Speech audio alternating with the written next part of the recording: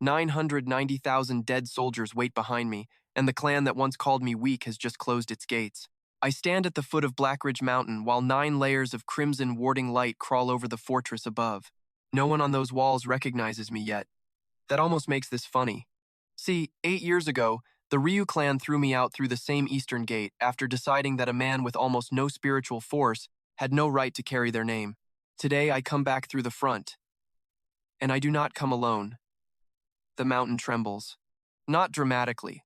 Literally. 990,000 pairs of feet press forward through the dead forest behind me, perfectly synchronized, despite the fact that most of them no longer have lungs, pulses, or enough flesh to qualify as people. Skeleton infantry fill the valley. Armored corpses march between them. Ghoul cavalry move along both ridgelines. Massive bone beasts drag siege frames made from black iron and fused vertebrae. Above them, spectral archers drift through the fog like pale stars. The entire valley belongs to the dead. I raise one hand. Every last one of them stops. Instantly, silence swallows the mountain. A raven made entirely from finger bones lands on my shoulder. Its skull tilts toward the clan fortress. I glance at it. Still nervous? The creature clicks its beak once. That means no. 2 clicks means yes. 3 usually means it wants to bite something. We have developed a very sophisticated system. The raven is called Mourning. Not because I named it that. I do not name corpses. That would be ridiculous. The soldiers under my command started using the word through the soul network whenever it appeared overhead, and somehow the name stayed. Mourning spreads its skeletal wings. A thin ribbon of black mist curls between its ribs. Something moves inside that mist. Not mana, not spiritual force. Soul pressure. Interesting. That reaction began 3 days ago. I still have no idea what it means. I file it away. There are more urgent problems. A bell rings from the fortress. Once, twice, then violently. The eastern battlements erupt with movement. Clan guards rush into position. Archers load spirit bows. Formation masters slam jade plates into prepared sockets. Hundreds of crimson symbols ignite across the wall. One of the guards finally looks down. His face freezes. He says something. The man beside him looks too. Then another. Panic spreads beautifully when given enough room. I can almost measure it. A horn sounds. Then a second. Then all 7 watchtowers begin screaming alarm signals into the afternoon sky. Mourning clicks 3 times. Yes, I say. Soon. 8 years. That is how long it takes me to return here. Not because I need 8 years to become strong. I need 8 years to build an army large enough that strength stops mattering. There is a difference. The eastern gate opens just enough for a small group to emerge. 5 riders descend the mountain road. Each wears the silver-black robes reserved for inner members of the Ryu clan. The one in front rides a scaled spirit horse plated in red armor. I recognize him immediately. Ryu Daijin, commander of the clan's 3rd war hall. My uncle. He is the man who personally broke my clan token before throwing the pieces into the mud. He has more gray in his beard now. Otherwise, very little has changed, especially the expression. Daijin stops roughly 50 paces from me. His 4 escorts spread out behind him. None of them look toward the valley for very long. Good instinct. Staring at almost a million undead tends to damage confidence. Daijin studies my face. His eyes narrow. Then recognition hits. No. I smile slightly. His hand tightens around his reins. Ryu Shen? There it is. My old name spoken like someone has discovered mold inside his dinner. I glance toward the walls. Hundreds of people are gathering now. Soldiers. Servants. Outer disciples. Inner disciples. Elders. Some of them were there 8 years ago. Some probably came only because nothing interesting happens on Blackridge Mountain unless somebody gets executed. Daijin forces his expression back under control. You dare return? I seem to be standing here. His jaw twitches. Still easy. That has not changed either. Daijin points at me. You were discarded because you were useless. Do not mistake surviving outside these walls for becoming worthy of them. I remember the sentence. Word for word. Useful. Behind him, one escort laughs nervously. Another does not. The smart one keeps looking at the army. Daijin notices. His face darkens. These things are yours? Most of them. That answer bothers him more than a yes. Good. He looks past me again. The front formations alone stretch farther than the eye can comfortably follow. Of course, he cannot see the actual number. The valley bends twice before opening into the ash plain. The rest of my forces occupy nearly 11 miles of terrain. Still, he can see enough. Daejin lowers his voice. What do you want? Now that is a much better question. Before I answer, another horn sounds. This one is deeper. The riders behind Daejin straighten immediately. The clan gate opens completely. A procession emerges.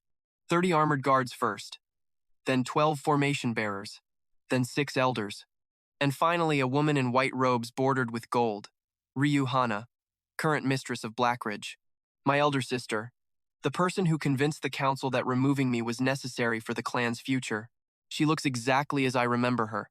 Perfect posture, perfect robes, perfect expression of restrained disgust. Behind her walks Elder Ryu Guang, treasurer of the clan. He seized the inheritance my father left me on the grounds that a rejected member possessed no legal claim to family property. Beside him is Ryu Minseok, master of the ancestral hall. He erased my name from the family registry himself.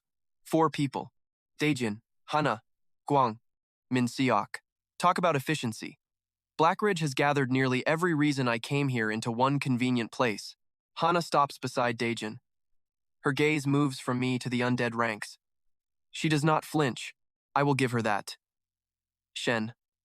I say nothing. You survived. Still nothing. Her eyes harden. I warned the elders that leaving you alive was an unnecessary kindness. There is another sentence worth remembering. Hana turns slightly. Formation hall. The mountain answers.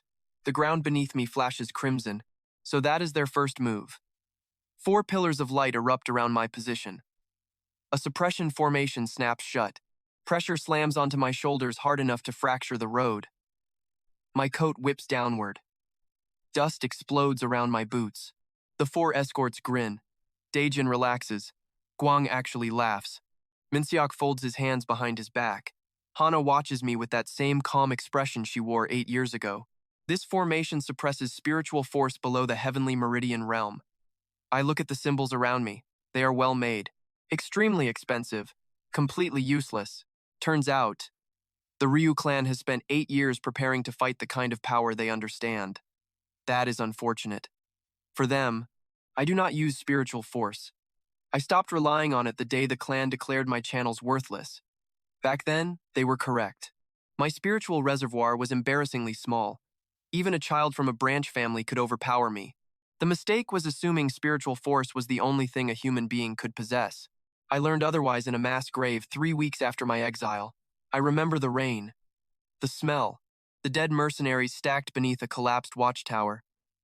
I remember reaching for one corpse because I needed a dry coat. Something reached back, not physically, something colder.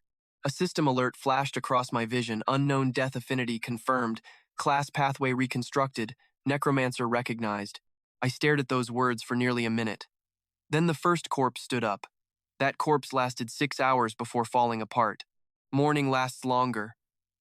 Much longer. The raven crawls down my arm now and lands inside the glowing suppression circle. Daejin frowns. Mourning pecks one of the crimson symbols. Nothing happens. It pecks again. A tiny crack appears. I look down. Stop. Mourning freezes. The crack continues spreading anyway. Interesting. Very interesting. Hana notices it too. Her eyes sharpen. I move 1 foot away from the damaged symbol before anyone can study it properly. Not yet. There are cards I am willing to show today. That is not one of them. Daejin draws his sword. The blade erupts with scarlet flame. You should have stayed gone. He kicks his spirit horse forward. Hana does not stop him.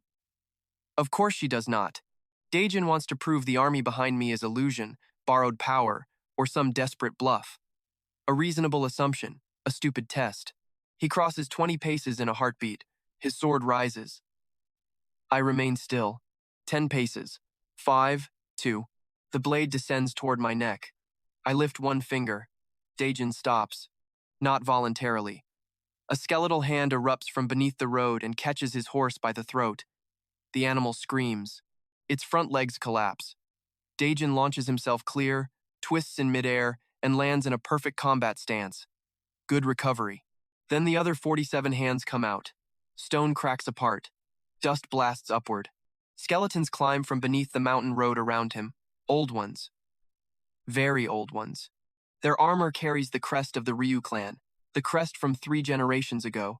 Guang's face drains white. Minseok takes one step backward. Hana finally loses her perfect expression. Daejin stares at the undead surrounding him. What is this? I brush dust from my sleeve. When your clan built this road, you paved over a battlefield. Daejin's eyes widen. I found that rude. One skeleton tears itself completely free. Then another. Then 10. Then all 48. Daejin spins toward Hana. The ancestral guard? Yes. I almost laugh. The same ones.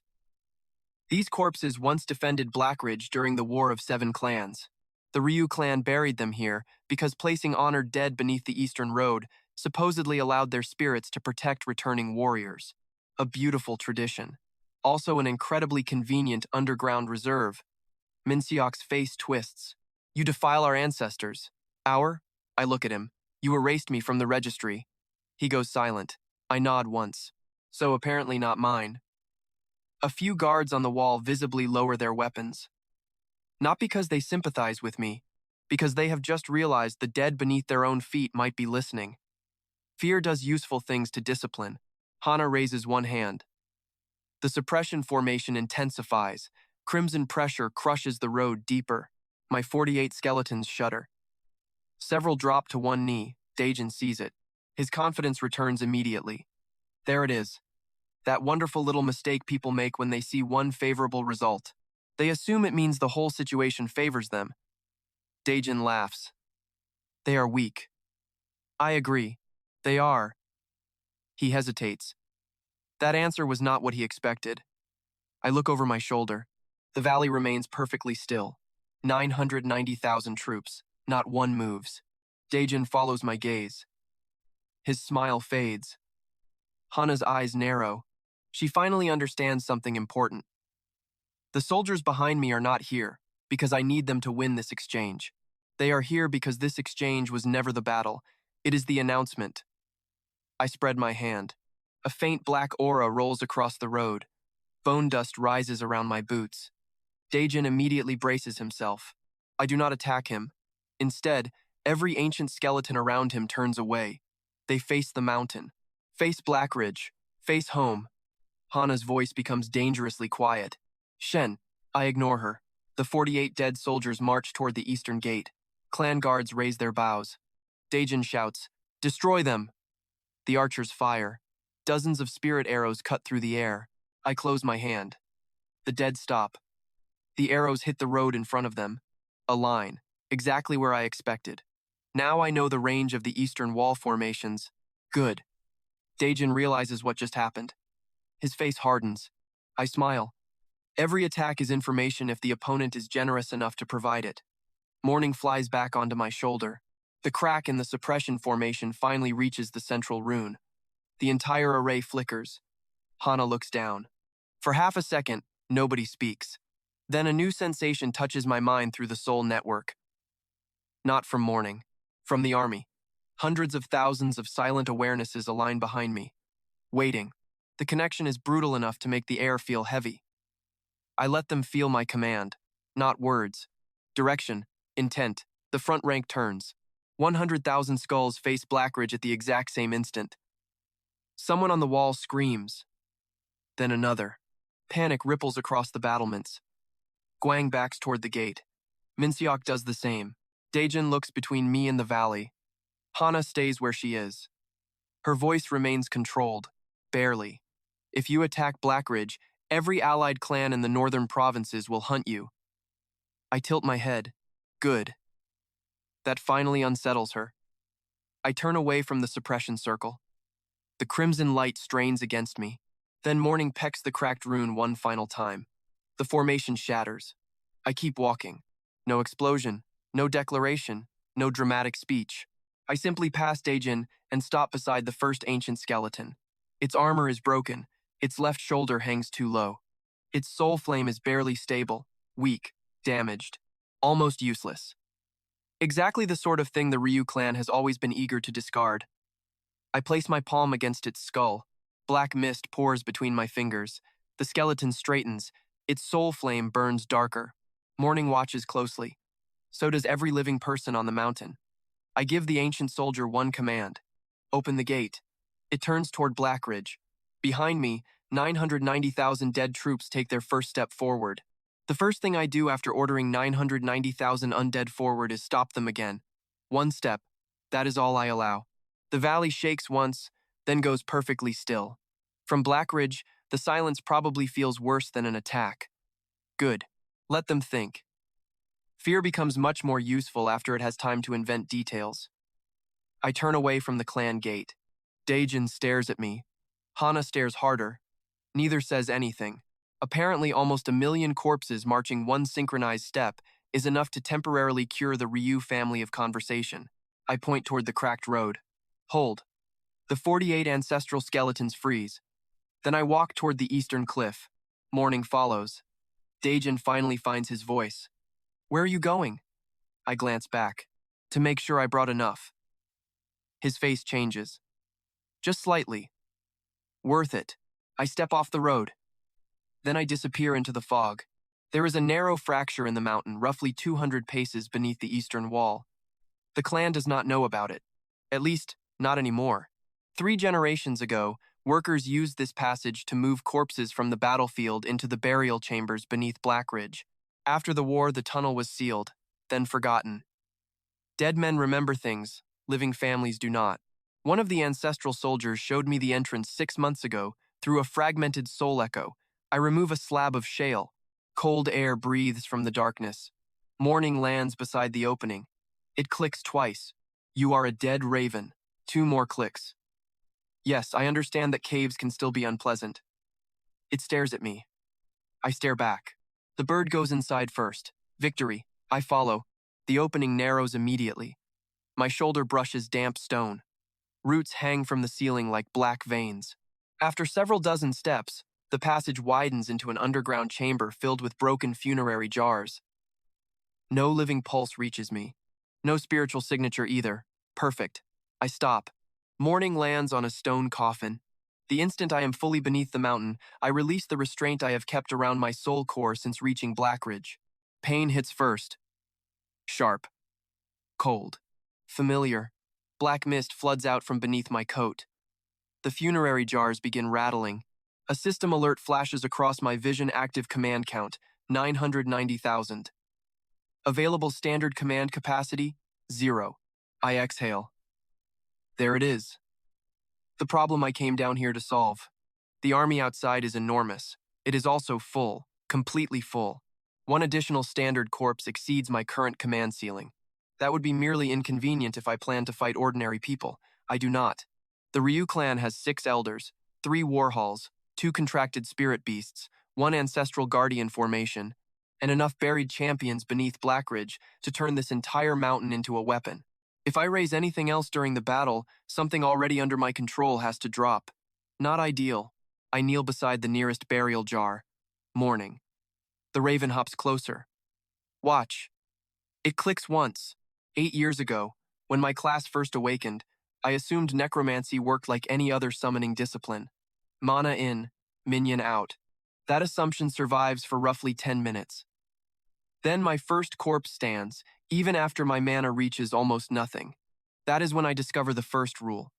My undead do not run on my spiritual force. They run on captured death imprints. Every creature leaves one behind when it dies. Most decay in seconds. I can catch them. More importantly, I can compress them. I touch the funerary jar. Something faint stirs inside. Old, extremely old, barely intact. I pull. A thread of pale light slides through the clay. The dead warrior inside has been gone for more than a century, but enough residual soul matter remains to answer. The light touches my palm. Cold spreads through my arm. A system notice crosses my vision, residual soul captured. Quality, degraded, grave value, 3. I smile. Still measurable. Good. That number is the first part of the mechanism. A normal human leaves roughly 1 grave value. An awakened fighter can leave anywhere from 10 to several hundred. Powerful beasts vary wildly. Elite cultivators can reach thousands. The system takes that grave value and splits it in 2 directions. If I resurrect the corpse, the minimum amount required to preserve obedience stays inside the minion as a command imprint. Everything left over flows into me. Not my mana, not my muscles, my grave reserve. That distinction matters. I summon the reserve into focus. A pressure settles behind my eyes. The number is absurd. I have accumulated enough death over 8 years that reading the raw total feels less like checking a resource and more like reading a national census. The system compresses it automatically. That was the second rule. My initial command limit was 99, not 100. 99. A strangely insulting number. When my grave reserve reached the equivalent cost of maintaining 10 times that amount, the reserve collapsed inward. The pain knocked me unconscious for almost an hour. When I woke up, my limit had become 990. The next breakthrough raised it to 9,900, then 99,000, now 990,000. Each breakthrough does not add capacity. It multiplies it, tenfold. That is my actual cheat. The more enemies I kill, the more grave value I absorb. The more grave value I absorb, the larger the army I can sustain. The larger the army becomes, the faster I can kill. A loop. A completely ridiculous one. Almost unfair. I have never complained. The problem is the threshold. I do not control when it happens. I only know what feeds it. And I still do not know whether the progression continues forever. That uncertainty has bothered me for years. I pull another residual soul from a broken jar. Grave value. 2. Another. 1. Another. 4. Pathetic. Useful anyway. The grave reserve barely moves. Of course. At my current tier, these scraps are grains of sand thrown into a canyon. I need stronger material. Fortunately, Blackridge buried some. I stand. The chamber continues deeper into the mountain. I walk past 6 sealed coffins, then 12, then a wall covered in clan script. Mourning follows above me, claws scratching along the stone. The wall bears the names of warriors killed during the War of 7 Clans. Most were relocated to the formal ancestral crypt. Most. I place my palm against the wall. Bone aura spreads. Dark pressure slips through the stone. 3 dead signatures answer. 1 weak. 1 moderate. 1. I stop. That one is different. Heavy. Dense. Still sharp after more than a century. I press harder. Cracks spread across the wall. Mourning raises its wings. Stay back. For once, it listens immediately. That tells me enough.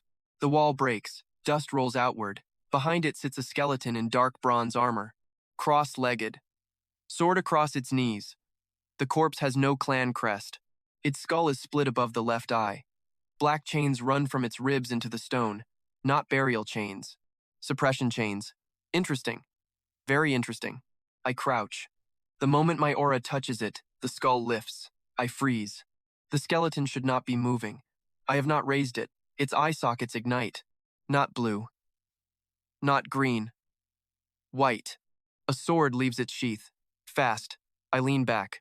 The blade cuts through the air where my throat was. Stone behind me splits. I roll once. The skeleton stands. Mourning dives. Do not. Too late. The raven slams both claws into the warrior's skull. The skeleton turns. Its sword flashes. Mourning twists. The blade clips 3 tailbones from its body. They scatter across the floor. Mourning lands badly. Then it looks at the missing bones. Its skull turns toward me. Slowly. I know that posture. That was your decision. One furious click. The ancient skeleton attacks again. I move sideways. No army. No witnesses. No backup. Perfect. This is exactly what I need. The warrior swings horizontally. I duck. The sword passes over my head. Too controlled for a mindless corpse. I watch its feet. Front step. Pivot. Reverse cut. Again. Front step. Pivot. Reverse cut. A pattern. The third attack comes. I let the blade scrape my shoulder. Pain burns across my skin. The skeleton commits. There. The chains behind it pull tight every time it rotates left. Its right side is free. Its left side is anchored. I step inside the next swing. My palm strikes its sternum. Bone aura detonates. The ancient armor cracks. The skeleton barely moves. Massive resistance. Good. I grin. Again. It attacks. I give ground. The sword cuts my sleeve, then my ribs. Blood runs warm beneath my coat. I ignore it. The skeleton increases speed, not random, adaptive. Someone turned this corpse into a guardian before sealing it here. Maybe the Ryu clan. Maybe someone older. Does not matter. I need the soul inside it. Morning tries to rise. I point at the coffin. Stay. The raven lowers itself, reluctantly. The skeleton thrusts. I catch its wrist with both hands. The impact drives me backward. My boots carve twin lines through the dust. Brutal strength. Exactly what I hoped for. I release one hand. Black mist gathers around my fingers. Curse energy sinks into the joint. The skeleton's movement slows. Barely. Enough. Foreshadowing matters in battle. So does testing. I have used this curse on weaker corpses before, but never on something with this much residual will. Now I know. It works. Not well, but it works. I pivot. The suppression chains pull tight.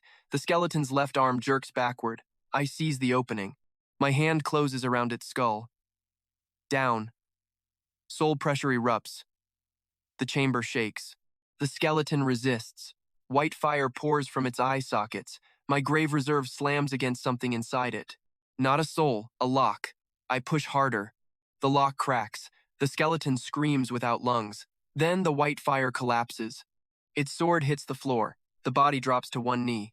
A system notification cuts across my vision. Hostile death imprint broken. Elite resurrection possible. Estimated command cost. 300 standard units. Grave value available for absorption. 12,000. I stop breathing for a second. 12,000. Now we are talking. I absorb it. Cold explodes through my chest.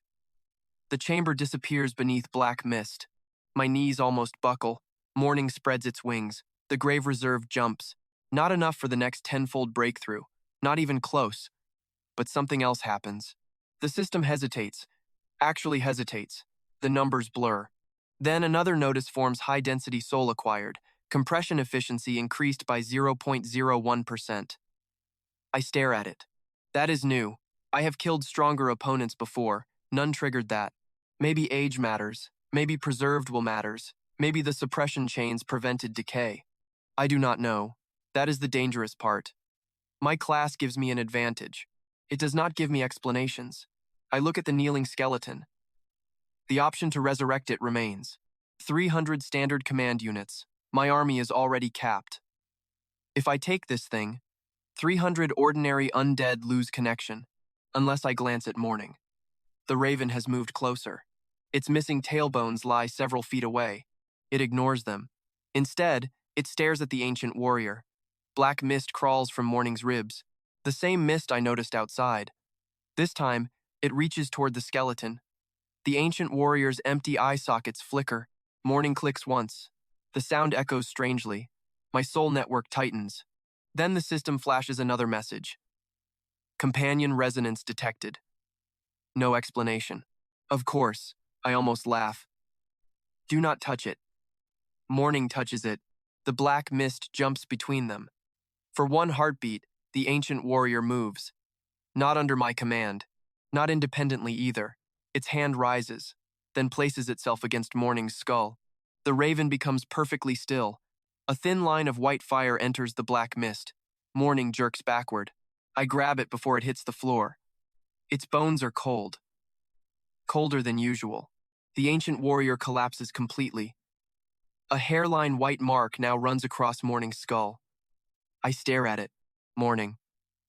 No response. Morning. Its beak opens. One weak click. Good, I set it down. The bird wobbles. Then immediately walks over to retrieve its 3 severed tailbones. Apparently, evolution can wait. Vanity cannot. I look at the system again. The companion resonance notification is gone. No new skill. No explanation. Just that white mark. I file it away. Then I look toward the tunnel leading back to Blackridge. The clan is waiting above. My army is waiting below. 990,000 troops are enough to terrify them, maybe enough to destroy them, but I finally understand something I did not when I arrived. The next breakthrough will not come from quantity alone. Dense souls change the efficiency of the grave reserve, meaning the system cares about what I kill, not merely how many. That changes the calculation. Blackridge has 6 elders, 3 war masters, 2 spirit beasts, and whatever sleeps beneath its ancestral hall. I came here thinking the clan was the target. Now it might also be fuel. I lift the ancient warrior's sword, heavy, balanced, useful. Morning climbs onto my shoulder with 3 tailbones awkwardly clenched in its beak. I start walking toward the surface. Behind me, the sealed chamber goes dark again. Ahead, nearly 1,000,000 dead soldiers wait for my command. And for the first time since reaching Blackridge, I am no longer wondering whether I brought enough troops.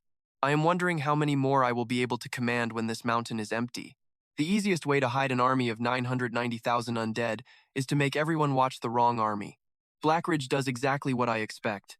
By sunset, the clan has doubled the guards on every visible wall, activated 4 additional ward towers, and moved 300 inner disciples toward the eastern gate. They are staring directly at the valley. Good. That means nobody is looking beneath it.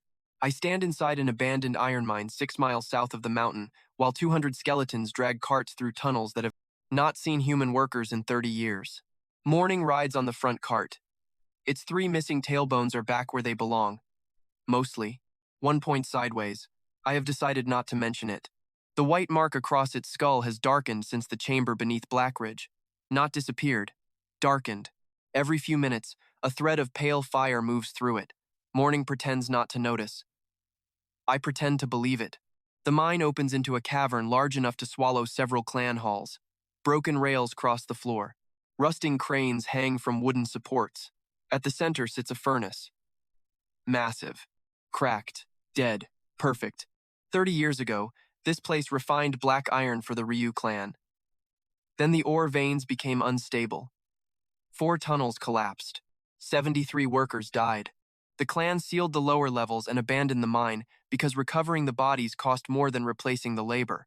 I learned that from the dead. They remember accounting decisions extremely well. I raise one hand. The 200 skeletons stop unloading. Begin. They move. No voices. No wasted motion. One group carries iron. Another drags bones. A third unloads corpses recovered from abandoned battlefields along the northern road. Not clan corpses. Not yet. That matters. I need Blackridge frightened. I do not need them certain. There is a difference between suspicion and proof. Suspicion makes enemies defensive. Proof makes them coordinated. I prefer defensive. Especially when I am preparing the reason they will eventually attack the wrong target. I walk toward the furnace. Its outer shell is split down the middle. Melted slag coats the lower vents. A normal craftsman would repair it. I do the opposite. I break the remaining seals. Bone aura enters the cracks. The furnace groans. Morning clicks once. Yes. Another click. Yes, I know that noise is bad. A third. No, I'm not moving. The upper plate falls. I step aside. It misses me by roughly an inch. Morning stares. Calculated. It clicks 4 times. That is not part of our system. I ignore it. Inside the furnace, old iron has fused with bone fragments from the workers killed during the collapse. That is what I need. Death imprints preserve better when attached to objects saturated with repeated violence. Weapons, execution platforms, battlefield soil, funeral artifacts, and apparently badly regulated industrial equipment. I place both hands against the furnace. My grave reserve opens. Black mist floods through the iron. The first soul echo wakes immediately. Then 20. Then 50. Whispers slam into my mind. Heat, panic, darkness. Stone. Someone screaming for the foreman. Someone else trying to lift a support beam. A child. Interesting. I push deeper. A system notice flashes clustered residual death imprint detected. Individual integrity insufficient. Collective extraction possible. That is also new. I keep going. The furnace begins shaking. Morning flies to a higher beam.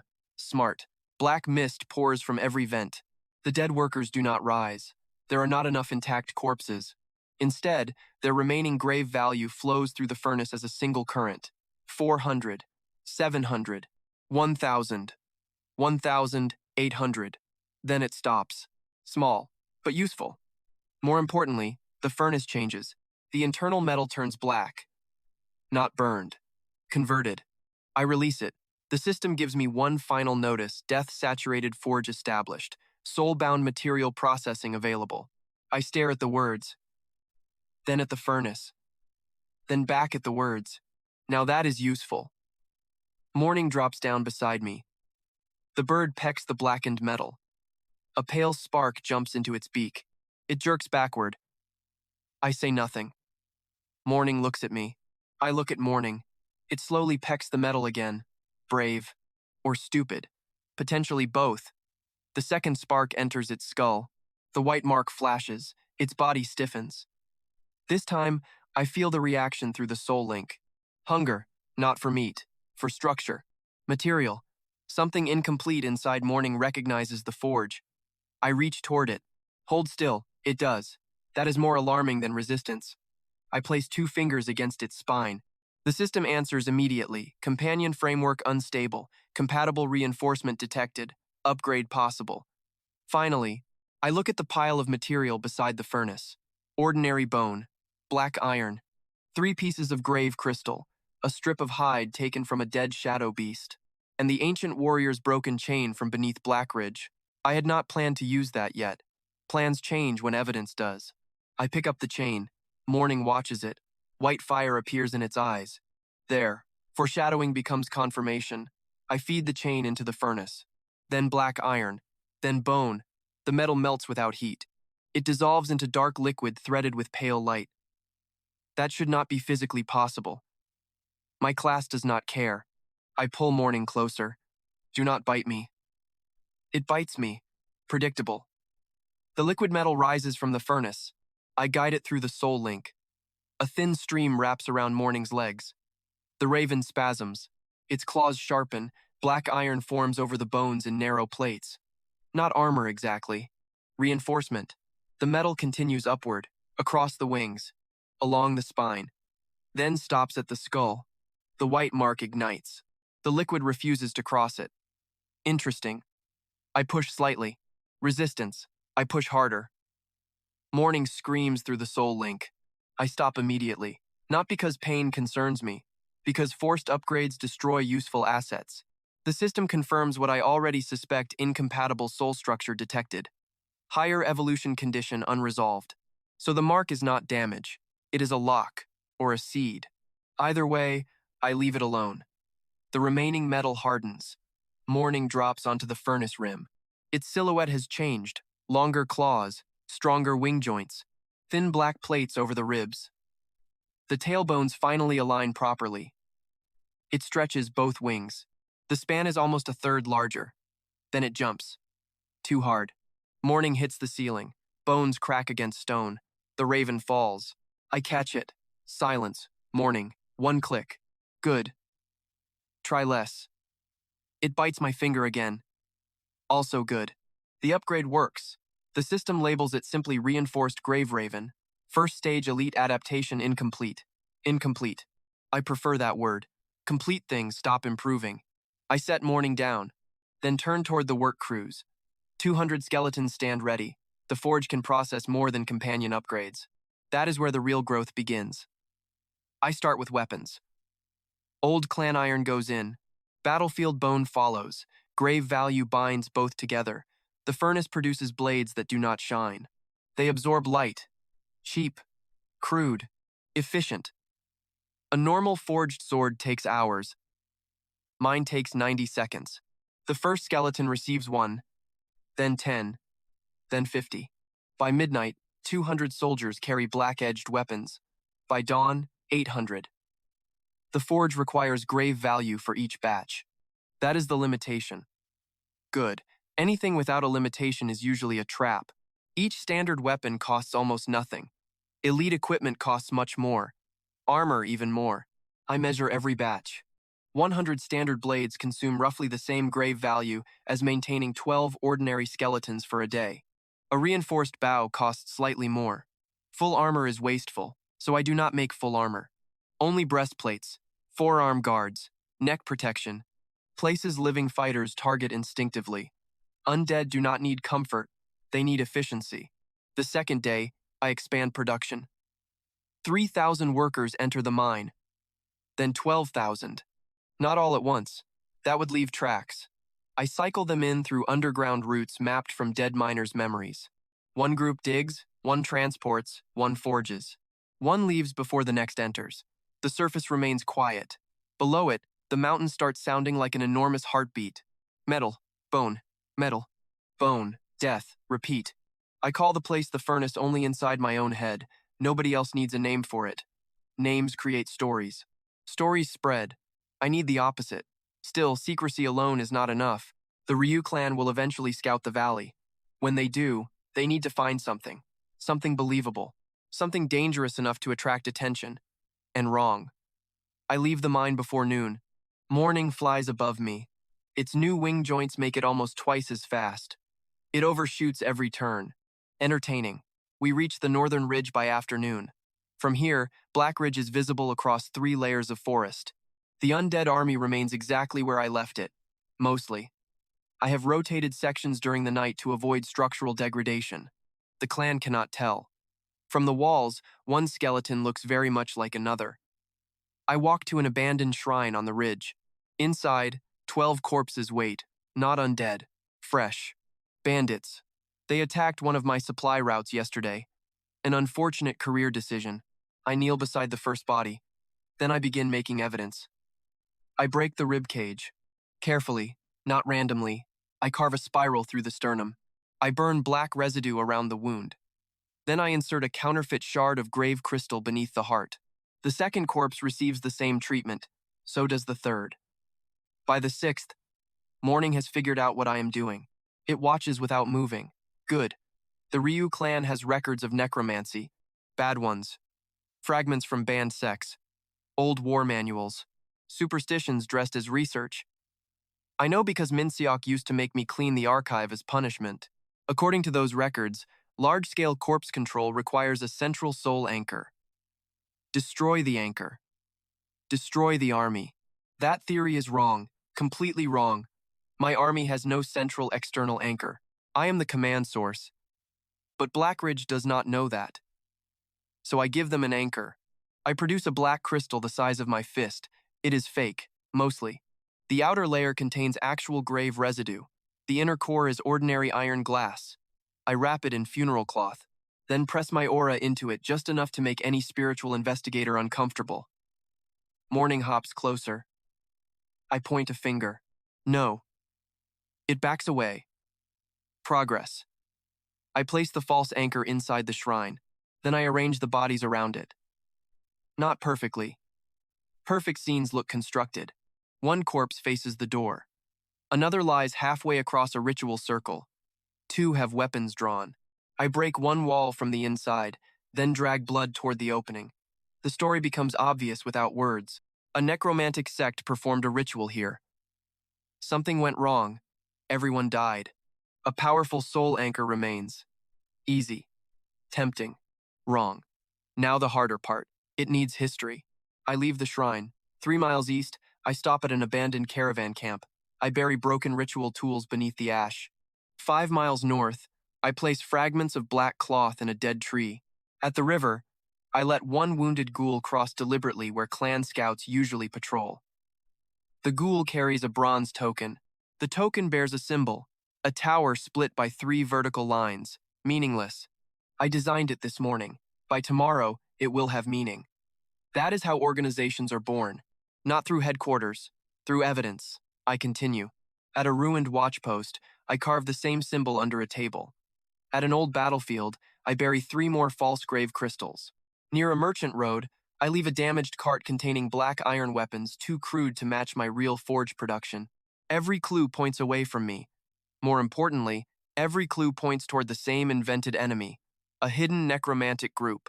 Moderately powerful, poorly organized, dependent on external anchors. Exactly the sort of enemy Blackridge believes it understands. I do not explain any of this aloud. I simply build it. 1 corpse, 1 mark, 1 rumor waiting to happen. Morning watches the entire process. Near sunset, it flies away without instruction. I feel its position through the soul link. 1 mile, 2, then 3. I almost recall it. Instead, I wait. 10 minutes later, morning returns. Something hangs from its claws. A strip of gray cloth. Clan Scout uniform. I look at the cloth, then at the raven. You found one? One click. Alive? One click. Interesting. Did he see you? 2 clicks. Better. Morning drops the cloth beside the false shrine.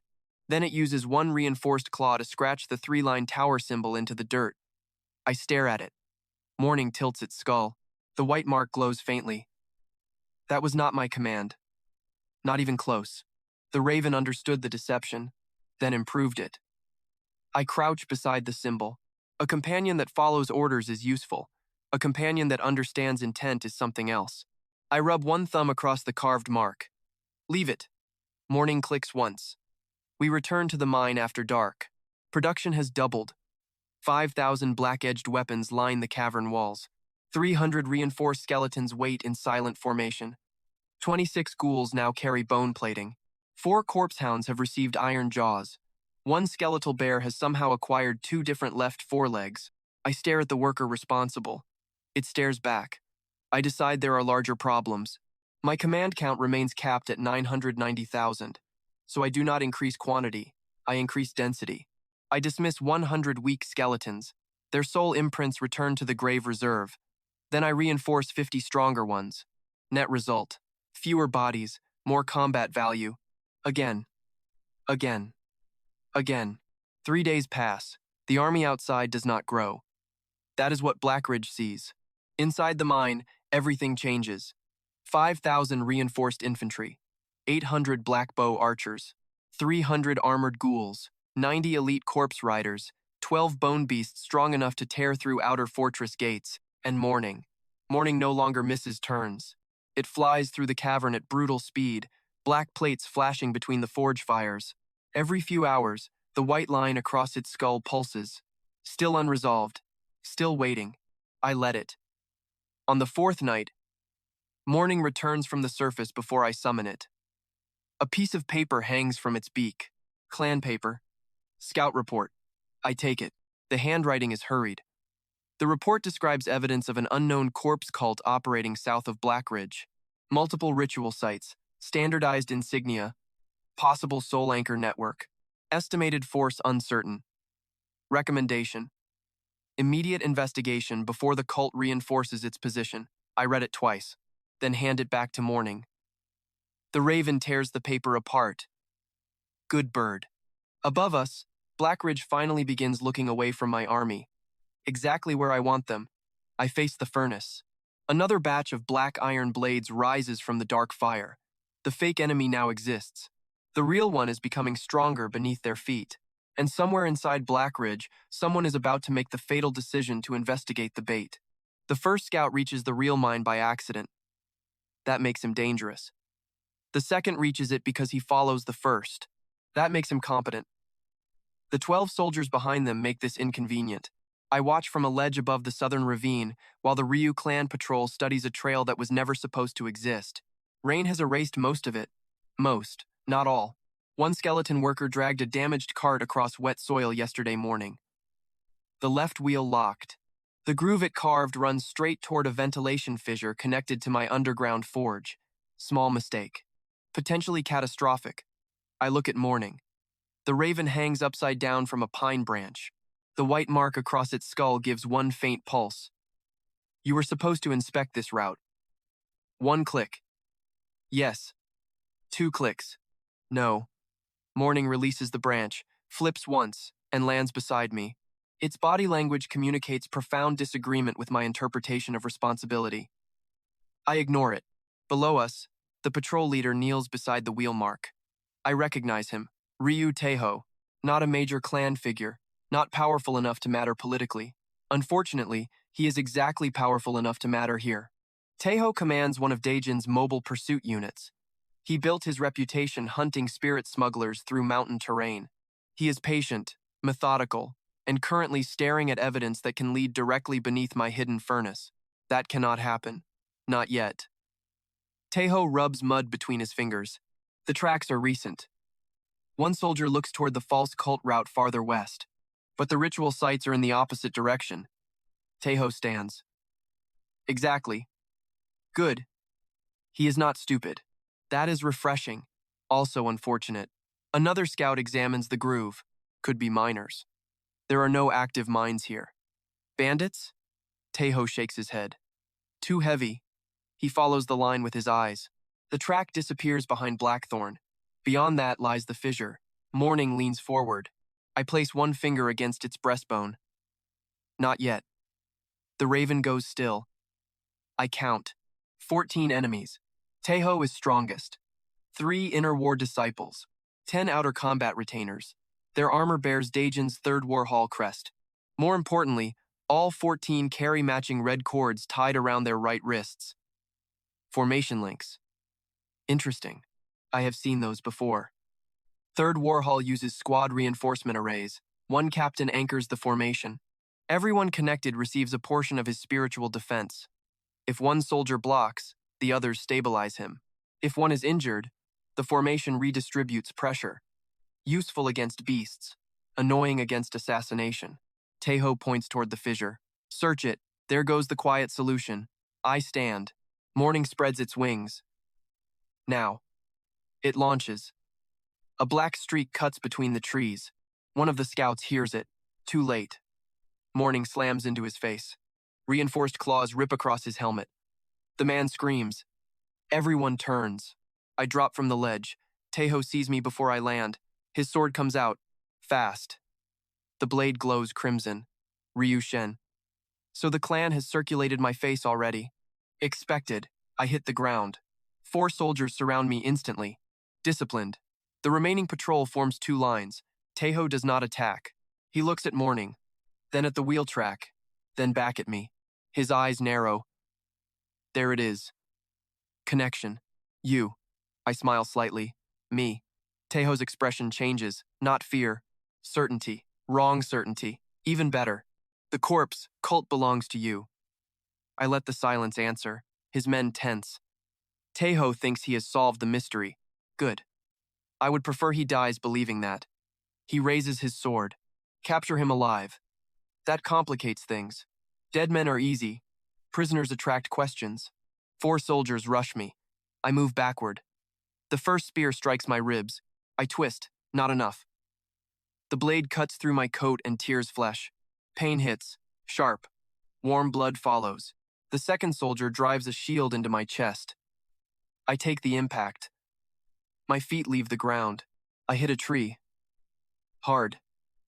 The trunk cracks. The patrol surges forward. Tejo does not. He is watching. So am I. Stage 1 is always the loudest. People mistake that for importance. The shield bearer charges again. I raise my arm. His shield hits my forearm. Bone snaps. Mine. Pain flashes white. Morning dives toward him. No. The raven pulls away at the last instant. Tejo notices. Good. Let him believe I am losing control. Another spear tears across my thigh. I stumble. One soldier laughs. Another shouts. Is this the monster that brought the dead to Blackridge? Tejo's eyes stay cold. Do not underestimate him. Smart man. Too late. I retreat 3 more steps. The squad presses. Every time one attacks, the red cords brighten. I watch the timing. Spear, pulse. Shield, pulse, sword, pulse.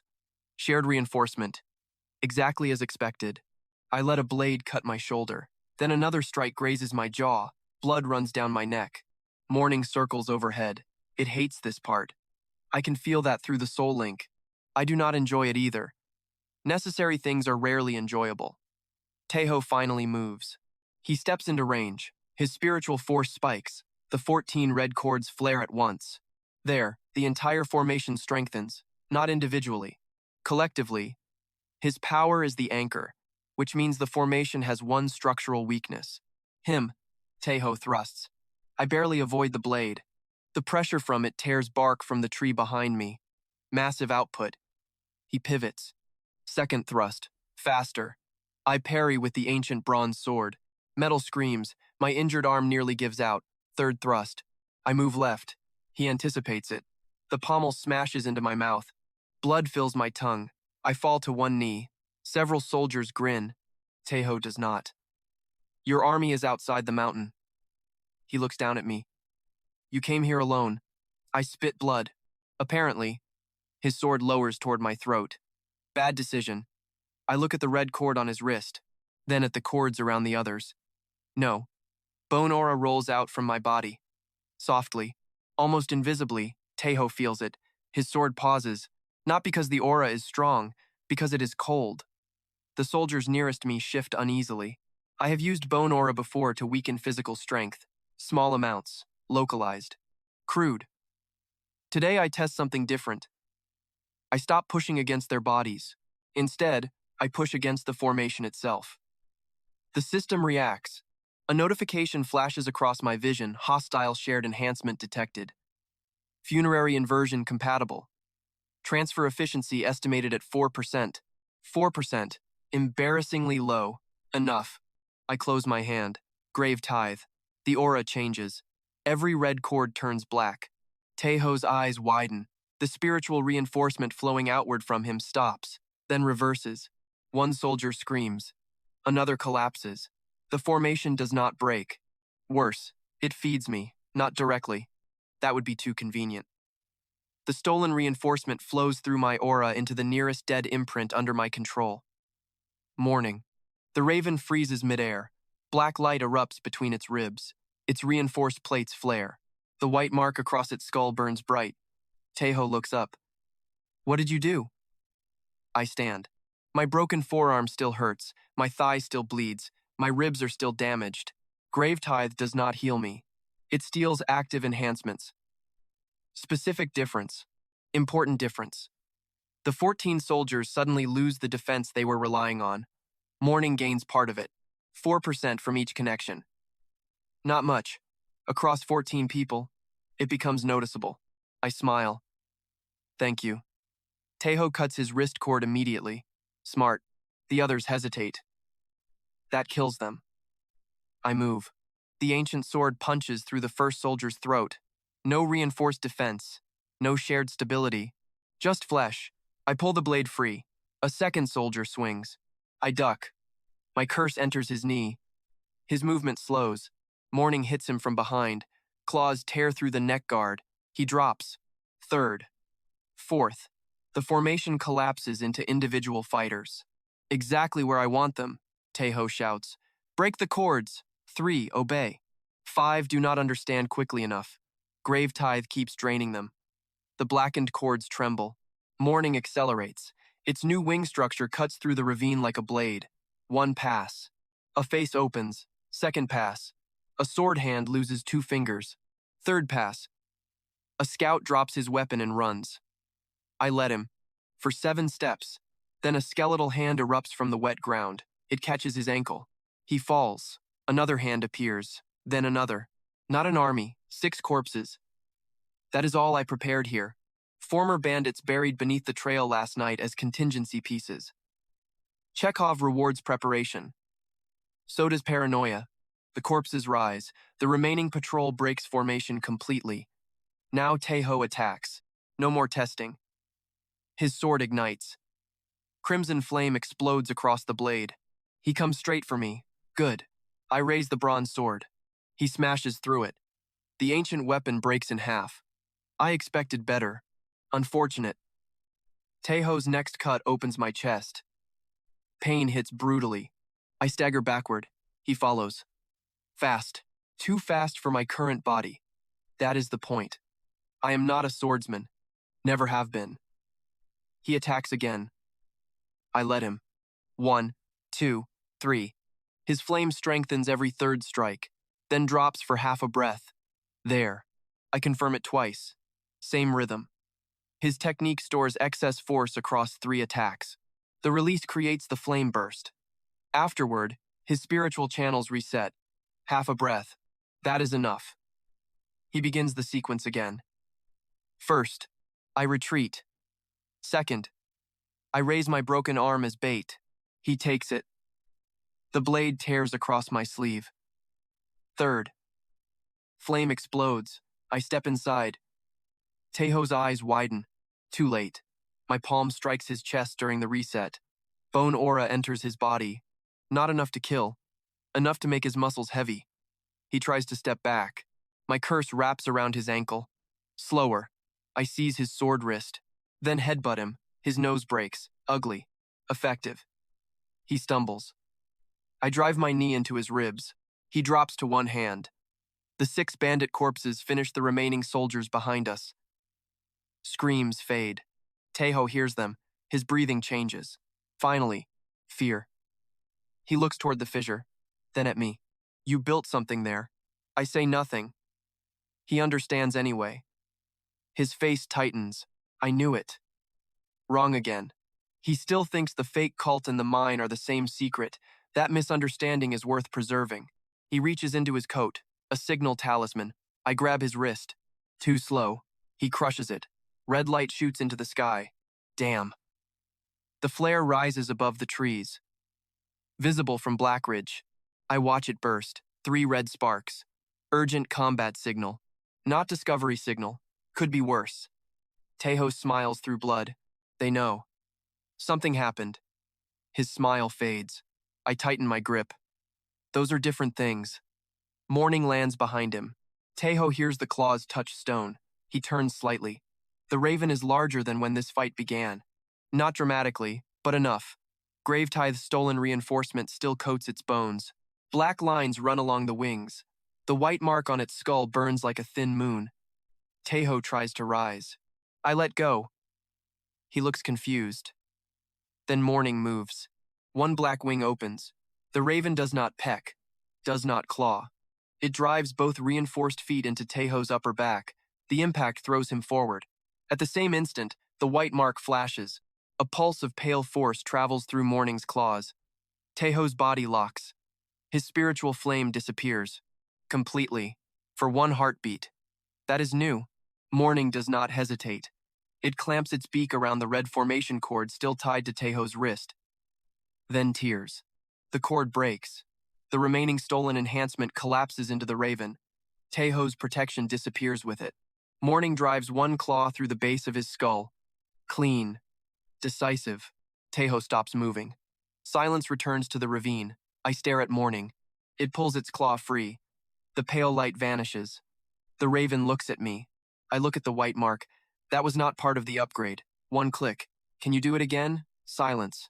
Morning tilts its skull. Fair. I kneel beside Taeho. His death imprint is already separating. Fresh. Dense. I catch it. Cold floods into my palm. A system alert flashes elite martial soul captured. Grave value. 8,400. Technique imprint partially preserved. Better than expected. I absorb it. Then the others. 1,200. 900. 1,600. 700. Another 1,000. The grave reserve climbs. More importantly, the 6 buried bandit corpses react. Their soul flames intensify. The surplus spreads through the local command network. One skeleton's spine thickens. Another gains black bone along its arms. The strongest develops a second layer of rib plating. A system notice confirms the Shift 6 standard undead reinforced. 2 advance to veteran grade, 1 reaches elite threshold. Good. Small harvest. Concrete return. Exactly how growth should work. I stand over Taeho's body. The signal flare residue still hangs above the trees. Blackridge will send another unit. Not immediately. First they will wait for a report. When none comes, Daejin will assume his patrol encountered the corpse cult. That helps the bait. But the battle leaves evidence. Too much evidence. I look toward the fissure. Then at the bodies. I can move them. Hide the blood. Erase the tracks. That would be a mistake. A mystery invites investigation. A recognizable enemy invites strategy. I choose strategy. I drag Taeho's body away from the mine entrance. The 6 undead help. We carry every corpse west. Toward the false ritual network. At the nearest ruined shrine, I arrange them as casualties from a failed assault. Not perfectly. Again, perfection is suspicious. I break 2 walls, burn 1 false anchor, leave 3 damaged black iron blades. Then I take Taeho's 3rd War Hall token. I place it beneath the hand of a fabricated cult corpse. Morning watches. Then it hops to the ritual circle and scratches the 3-line tower symbol into the stone. Cleaner this time. I glance at it. You are enjoying this. 1 click. Concerning. Before leaving, I take one final precaution. I press my palm against the shrine floor. Bone aura sinks into the earth. Very little. Just enough residue for a skilled investigator to detect. The same signature I used during grave tithe. Not enough to identify me. Enough to create a rumor. A necromancer who can corrupt formation enhancements. A necromancer operating near Blackridge. A necromancer with an unknown corpse cult. Dangerous, but limited. That last part matters. I deliberately leave only 6 undead tracks. Not thousands. Not millions. 6. By morning, Blackridge will believe the hidden enemy has elite techniques, but a small operational force. That is the lie. My army remains in the valley. My forge remains beneath the mountain. My fate cult now has its first confirmed kill. And I have revealed exactly one fragment of what I can do. Grave tithe. 4% transfer efficiency. Barely useful against one squad. Potentially terrifying against a larger formation. I look toward Blackridge through the trees. The clan's crimson ward towers glow against the night. Thousands of disciples live behind those walls. Hundreds use shared reinforcement arrays. The ancestral formation links even more. I file that away. Later. Much later. Morning lands on my shoulder. The white line across its skull pulses once. I feel the memory of Teho's spiritual flame disappearing for that single heartbeat. The raven did something I cannot explain. Again, I do not like unexplained abilities. I like useful ones. For now, that wins. We leave the shrine before the second patrol arrives. By dawn, rumors begin. I hear the first one from 2 clan messengers riding along the northern road while I stand unnoticed beneath a dead cedar. They speak quietly. Apparently, Third War Hall lost an entire pursuit unit to something in the southern forest. Apparently, the corpse cult has an elite assassin. Apparently, their leader can steal spiritual formations. Apparently, Teho died without landing a single attack. That last part is completely false. My ribs hurt every time I breathe. I smile anyway. Rumors are not supposed to be accurate. They are supposed to grow. Blackridge still does not connect the hidden necromancer to the man standing outside its gates. Not yet. But somewhere inside those walls, people have started whispering about a new force in the mountains. A force they cannot see. A force they do not understand. And for the first time, the Ryu clan is afraid of someone they do not know, is already standing directly in front of them. By the 3rd day, Blackridge has given the hidden necromancer a name. The Grave Warden. I hear it from a pair of outer disciples standing less than 20 feet away from me. Neither realizes I am listening. That is becoming a theme. I sit beneath the Eastern Market awning with a bowl of broth in front of me while rain taps against the wooden roof. My coat is plain. My sword is gone. The clan mark that once belonged on my collar has been missing for 8 years. As far as everyone here is concerned, I am still Ryu Shen rejected blood, failed cultivator, inconvenient relative, and apparently the least important man on Blackridge Mountain. Useful position, painfully useful. One disciple leans closer to the other. They say the Grave Warden killed Teho without touching him. I drink the broth. Incorrect. Third War Hall says he steals cultivation. Also incorrect. The Southern Patrol found men standing after death. Closer. They say he has a hidden army under the mountain. I stop drinking. That one is annoying. The second disciple snorts. Rumors. Then why did Commander Daejin seal the southern roads? Good question. The first disciple lowers his voice. Because they found another ritual mark. Morning shifts beneath the table. I nudge it with my boot. Stay quiet. The raven pecks my ankle. Naturally. The disciples continue. 3 lines through a broken tower. I heard that symbol belongs to an extinct death sect. It did not exist last week. Exactly. Extinct. I almost smile. People can explain anything once they are emotionally invested in the answer. A servant approaches my table. He sees me, then hesitates. That is new. 3 days ago, he would have ignored me until every clan member had been served. Today, he places another cup of tea beside my bowl. No charge. I look at him. Why? He glances toward the mountain road, then toward me. You came back with that army. Not fear, not respect either, uncertainty. Better than contempt. I take the tea. Thank you. He leaves quickly. The 2 disciples notice. One looks at me for the first time. Recognition appears. His face changes. Not much. Enough. He leans toward his companion. That is him. The other turns. Who? The exile. I continue drinking. The one at the gate? Yes. The corpse army? Yes. Now both stare. Interesting. 3 days ago, people looked at me and saw failure. Now they look at me and try to calculate whether failure can command 990,000 dead soldiers. Social rank is a strange thing. It moves long before anyone admits it moved. I stand. Both disciples immediately look away. I leave a copper coin beside the bowl. The servant said free. I do not like debts, especially small ones. Morning crawls from beneath the table after me. The raven has learned that walking through crowded spaces attracts less attention than flying. Unfortunately, it has also learned that people move aside when it stares at them. So now it abuses this. A merchant blocks our path. Morning stops, looks up. The merchant looks down. Morning tilts its skull. The merchant steps aside. The raven continues. I say nothing.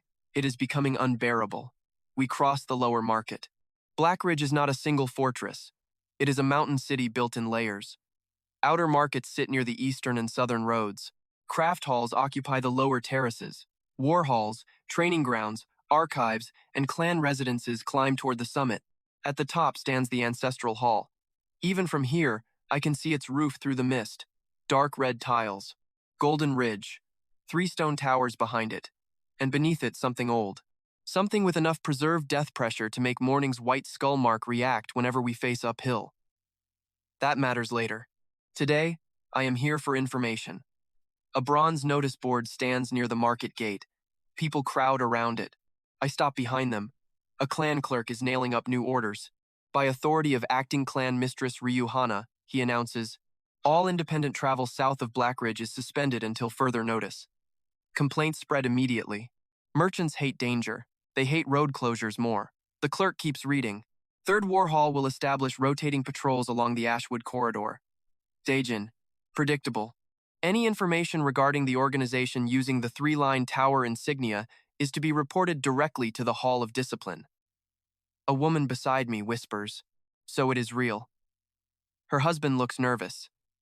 Maybe. The clerk raises his voice. Reward for confirmed information 500 silver marks. That will create garbage. Excellent. By tomorrow, every drunk, grave robber, herbalist, shepherd, and ambitious idiot in the northern province will have seen the fake cult. More noise, less signal. I step away. Morning remains. I stop. The raven stares at the notice, then at the reward amount, then at me. No. It clicks. No. Another click. We are not claiming our own bounty. Morning taps the notice with its beak. You do not need money. It looks toward a nearby stall selling smoked beast meat. I close my eyes briefly. You do not eat. The raven keeps staring at the meat. Fine. Apparently this is our life now. I buy 1 strip. Morning carries it for the next half hour without consuming anything. Victory has many forms. We climb toward the middle terraces. The atmosphere changes. More guards. Fewer merchants. Training yards sit behind stone walls. Disciples move between them in formation. I slow near Third War Hall. The front courtyard is packed. Daejin stands on the stairs. 40 officers face him. I cannot enter openly. I do not need to. The hall windows are open. Rain creates enough background noise to hide my position beneath the adjacent gallery. I lean against a pillar. Morning disappears into the roof beams. Daejin's voice carries across the courtyard. The enemy is probing us. One officer speaks. We do not know that. Daejin turns. We lost 14 men. We lost them 6 miles from the suspected ritual sites. Good. Someone noticed. Daejin's jaw tightens. What are you suggesting? The officer hesitates. That the sites may be bait. Better. I look up. Morning is directly above Daejin now. Too close. I send one thought through the soul link. Back. The raven ignores me. Of course. The officer continues. Teho followed tracks east. His body was found west. Something moved the patrol. Daejin says nothing. The officer points toward a map. If this grave warden controls the southern sector, why leave obvious ritual sites scattered across roads we already patrol? Excellent question. Daejin answers it poorly. Arrogance. I almost laugh. People love attributing unexplained behavior to arrogance. It saves them from admitting they do not understand it. Another officer speaks. Or he wants us to think he is stronger than he is. Daejin nods. There. Exactly the conclusion I need. He has techniques, Daejin says. Not numbers. The courtyard quiets. The undead outside Blackridge belong to Shen. My name changes the atmosphere. Several officers glance at one another. Daejin continues. The Grave Warden operates separately. Perfect. Do not confuse the two threats.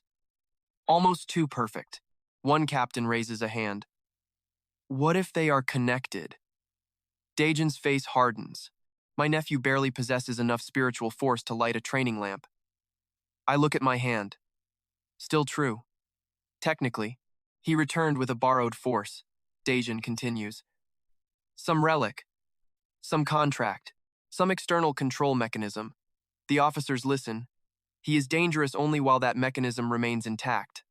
Also perfect. The fake anchor theory is spreading. I did not even need to place it directly in their archive. People prefer old mistakes when new evidence becomes frightening. Daejin points at the map.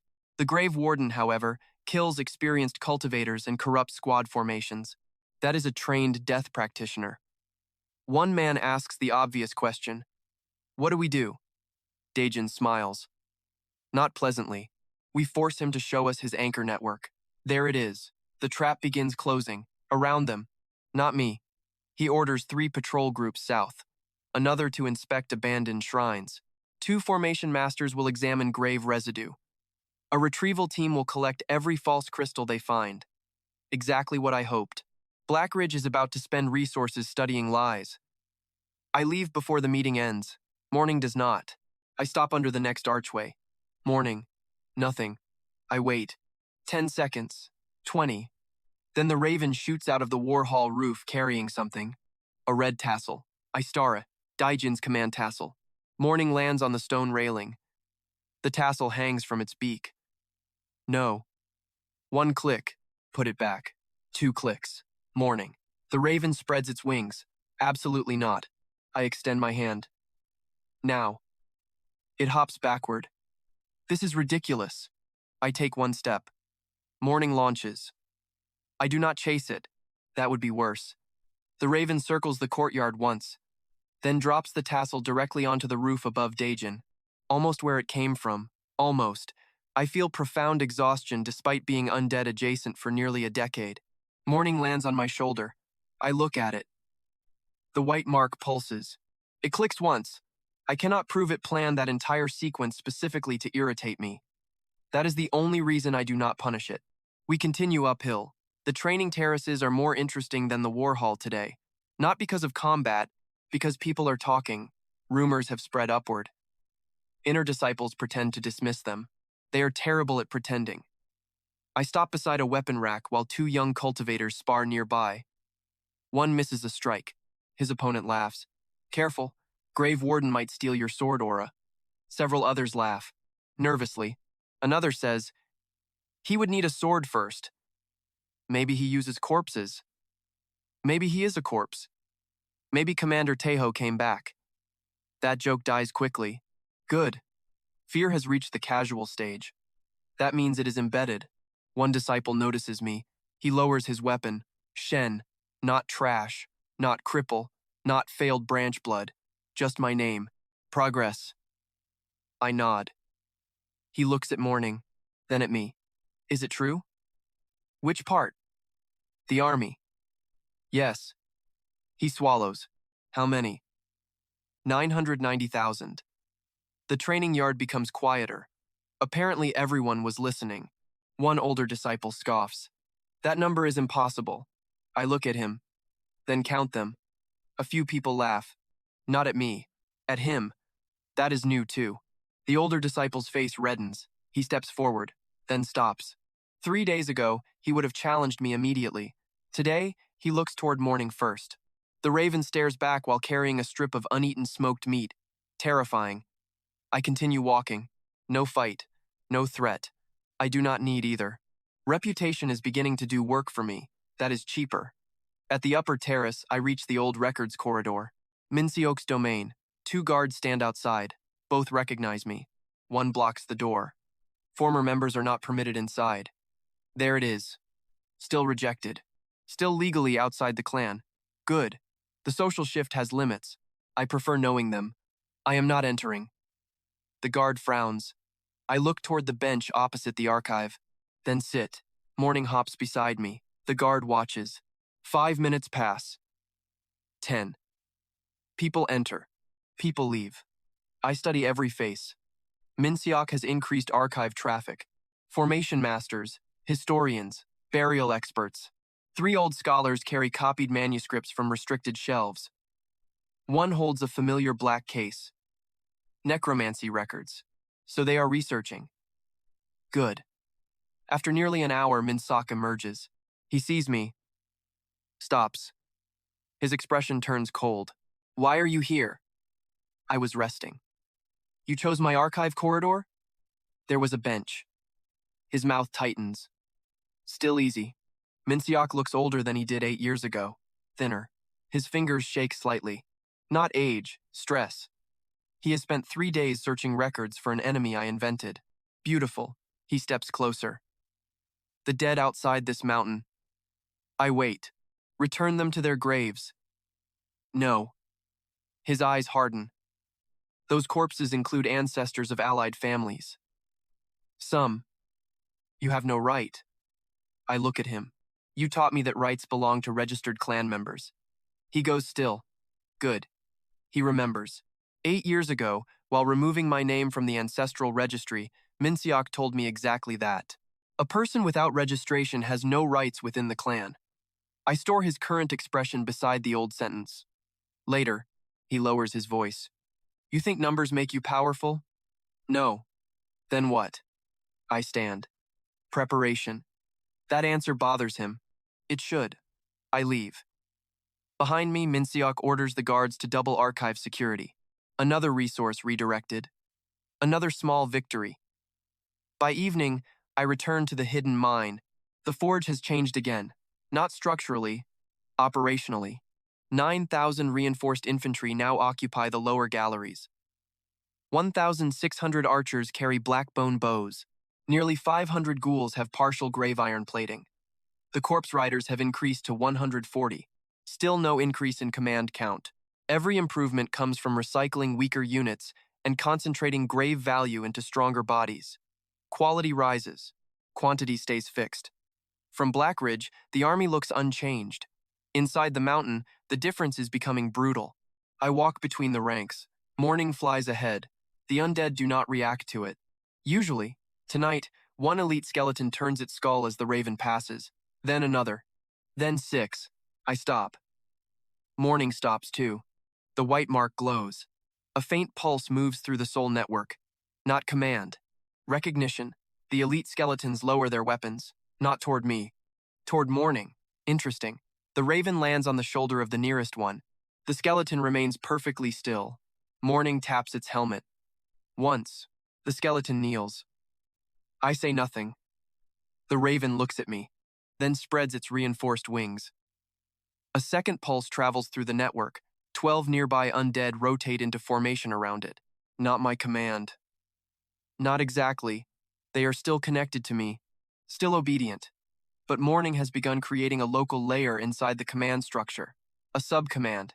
Tiny, instinctive, unstable. The white mark flashes again. The system gives me a brief notification: companion authority resonance detected. Subordinate synchronization temporary. Evolution condition remains incomplete. There, another piece. Morning does not merely understand intent. It may eventually issue orders. That changes its value completely. I walk closer. The raven hops from the skeleton's shoulder onto mine. The 12 undead remain kneeling. I look at them. Stand. They rise. Direct command overrides the resonance instantly. Good. Hierarchy remains intact. For now, morning clicks once. Proud. I know that sound. You controlled 12. Another click. Yes. It spreads its wings wider. You hit a ceiling yesterday. The wings lower. Good. Balance restored.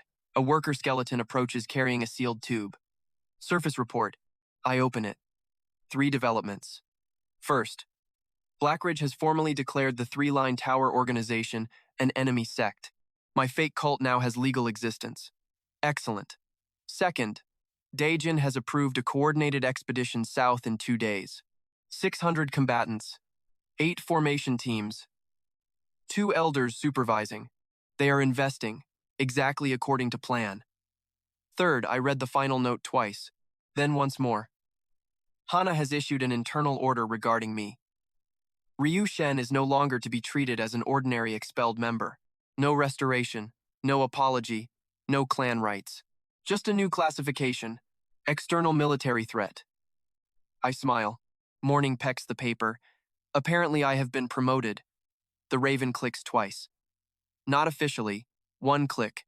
Fair. I roll the report closed. Above us, Blackridge still considers me rejected. Still outside. Still beneath their authority in every legal sense they care about. But servants now serve me without being asked. Disciples stop using old insults. War hall officers study the army before speaking my name. Min Seok doubles security when I sit near his archive, and Hana has quietly stopped calling me irrelevant. That is enough. Reputation does not need permission to change, it only needs witnesses. I look across the underground ranks. 990,000 remain under my control. More of them are becoming reinforced every hour. Blackridge thinks the real threat is hiding south of the mountain. In 2 days, 600 clan fighters will march straight toward the lie. And when they arrive, they will find exactly enough evidence to convince themselves they were right. I place the report into the forge. Black flame eats it without smoke. Morning watches the paper disappear. Then it scratches 3 thin lines across the furnace rim. The fake cult symbol. I stare at the mark. The raven stares back. Apparently, even my companion believes in the organization now. That might be the most convincing evidence I have created yet. 600 clan fighters march south at sunrise. I watch them leave from the eastern ridge. Daejin rides at the front. 2 elders follow him. 8 formation teams spread through the column. 30 supply carts roll behind them. Blackridge is no longer investigating my fake cult. It is investing in it. Good. That distinction matters. Investigation can be abandoned. Investment creates pride. Pride makes people defend bad decisions. Morning stands on my shoulder while the column disappears into the forest. Its white skull mark pulses once. 12 yesterday. 1 click. You are thinking about commanding more. 1 click. No. 2 clicks. I look at it. No. Morning turns its skull away. Apparently that discussion is over. For now, I descend through the hidden fissure. The furnace cavern no longer looks abandoned. It looks occupied. Thousands of undead move through organized lanes. Black iron rails have been repaired. Bone lamps burn along the walls. Old mining shafts now function as barracks, armories, storage chambers, and transit tunnels. The forge runs continuously. No smoke reaches the surface. No living worker knows this place exists. That is what I mean by an empire. Not banners, not titles, infrastructure. I walk past the first production gallery. 4,200 reinforced skeleton infantry stand in tight rows. They are not the strongest troops I possess. They are simply the most efficient. Each carries a short black blade. Each wears throat and chest reinforcement. No helmets, no leg armor. Wasteful. A dead soldier does not care about losing an ear. It cares about losing a spine. The second gallery holds archers. 2,300. Black bone bows. Grave thread strings. Each arrowhead carries a fragment of curse residue. Weak individually, brutal in volleys. The third gallery holds ghouls. 760. Most are faster than living infantry. 112 have advanced far enough that their claws can tear through low-grade spiritual armor. I stop beside one. Its jaw has split wider during reinforcement. Ugly. Useful. The fourth gallery contains corpse riders. 206. Dead cavalry mounted on reconstructed spirit beast skeletons. Most mounts came from old battlefields. 6 came from clan hunting grounds. Blackridge assumes scavengers took them. Scavengers did, technically. Beyond them sit the bone beasts. 29. Bears. Boars. 2 oversized cats. One thing I still cannot identify because most of its skull is missing. It has 6 legs. so I keep it. The lower shaft holds elite units. That number matters more. 318 veteran skeletons, 74 elite ghouls, 21 elite corpse riders, 9 elite beasts, and 1 ancient warrior I still have not resurrected. The sealed skeleton from beneath Blackridge remains inside a stone chamber beside the forge. 300 standard command units would be expensive. Not impossible, just inefficient. More importantly, morning reacts every time we approach it. That means I wait. Useful mysteries should not be rushed. I continue walking. The system count remains unchanged, 990,000, exactly at capacity. But the composition is completely different from the army that first reached Blackridge. I have dismissed over 40,000 weak units during the last several days. Their command imprints return to the grave reserve. Their bones become material. Their grave value reinforces stronger replacements. The visible army outside remains full because units rotate from distant reserve sites. Blackridge sees constant numbers. They do not see constant quality. That is the advantage of controlling corpses. Living armies need recruitment. Mine needs recycling. I reach the central cavern. A map of Blackridge and the surrounding valleys covers one wall. Not paper, bone tiles. Each tile represents a unit group, tunnel, false ritual site, patrol route, or supply point. Morning leaves my shoulder. It flies toward the map, then lands on the marker representing Daejin's expedition. I stare at it. You know what that is? One click. The raven pecks the marker. Yes. Another peck. No. Morning scratches at the tile. I understand. You want to go. One click. No. The raven spreads its wings. I point toward the forge ceiling. You still misjudge vertical distance. The wings lower. Effective argument. A worker skeleton approaches. It carries 3 scroll tubes. I take them. The first contains surveillance from the southern route. Daejin's force has reached the first false shrine. They found exactly what I left. Burned ritual residue. 3-line tower marks. Damaged grave crystals. 2 corpses positioned as failed initiates. More importantly, they found tracks leading deeper south. False tracks. I created them using 27 undead wearing mismatched boots. People trust footprints far too much. The second report is better. The formation masters analyzed one of my fake anchors. Their conclusion is almost perfect. The Grave Warden relies on distributed soul anchors to maintain local control. Destroying enough anchors should weaken his army. Should. Wonderful word. The third report makes me laugh. Quietly. Daejin has ordered the retrieval teams not to destroy any additional anchors. He wants them intact. He intends to study the network. Exactly. The trap is no longer something he discovered. It is now something he owns. That changes everything. I roll the reports closed. Morning flies onto the table. It pulls one open again. You cannot read. The raven stares. I pause. You can read? One click. I narrow my eyes. Morning pecks Daejin's name, then pecks the 3-line tower symbol. Interesting. The soul link carries concepts, not language exactly. But perhaps repeated visual patterns have become meaningful. I draw 3 symbols on the stone table. Daejin's Warhall crest, the fake cult mark, my own command glyph. Morning studies them, then taps the fake cult mark. It scratches a line toward Daejin's crest, then another line from Daejin's crest into a circle. A trap. I look at the raven. It looks back. You understand the plan. One click. That is significantly more useful than I expected from a bird made of bones. I pull the southern surveillance feed through the soul network. Not vision exactly, fragments. One hidden skeleton observer gives me location. Another gives sound. A buried skull near the shrine gives vibration. Combined, it is enough. Daejin stands inside a ruined temple. Rain drips through the broken roof. 2 formation masters kneel around the false anchor. Elder Ryu Sengjin watches from behind them. The other elder, Ryu Jinhak, studies a map. Neither is important enough to become one of my final targets. Still useful. Daejin folds his arms. How many? One formation master answers. We have identified 7 anchors. Range? Unknown. Daejin's face tightens. Estimate. The man hesitates. Perhaps 3 miles each. Wrong. Completely fabricated. I almost admire the confidence. Daejin looks toward the forest. So the cult's operational territory is divided into overlapping sectors. The formation master nods. Yes. Another man points to the map. If we capture the central anchor, we may be able to collapse multiple sectors simultaneously. There. The lie becomes architecture. I did not give them that conclusion. They built it themselves. Far better. Daejin studies the marked locations. What sits at the center? Jinhak answers. An abandoned quarry. Of course, because I made sure 6 separate trails point there. Daejin smiles. The expression is subtle, confident, satisfied.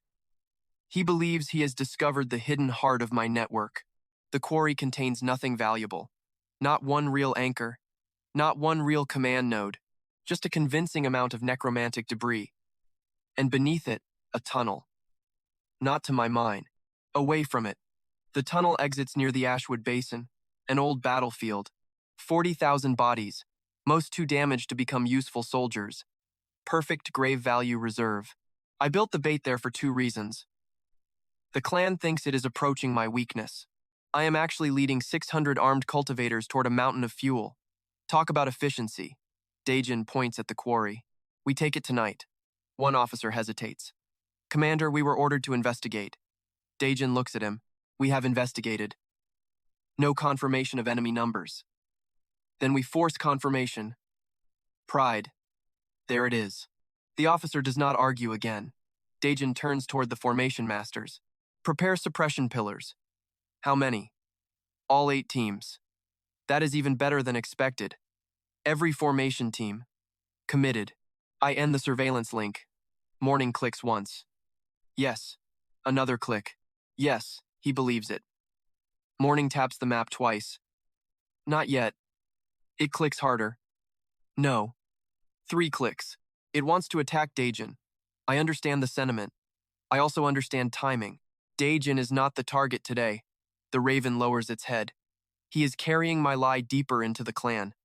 Morning pauses, then taps Daejin's marker again, this time more gently. Good. Learning. I move toward the forge. The next phase requires scale. If Blackridge is going to believe in a hidden empire, I need to give them one.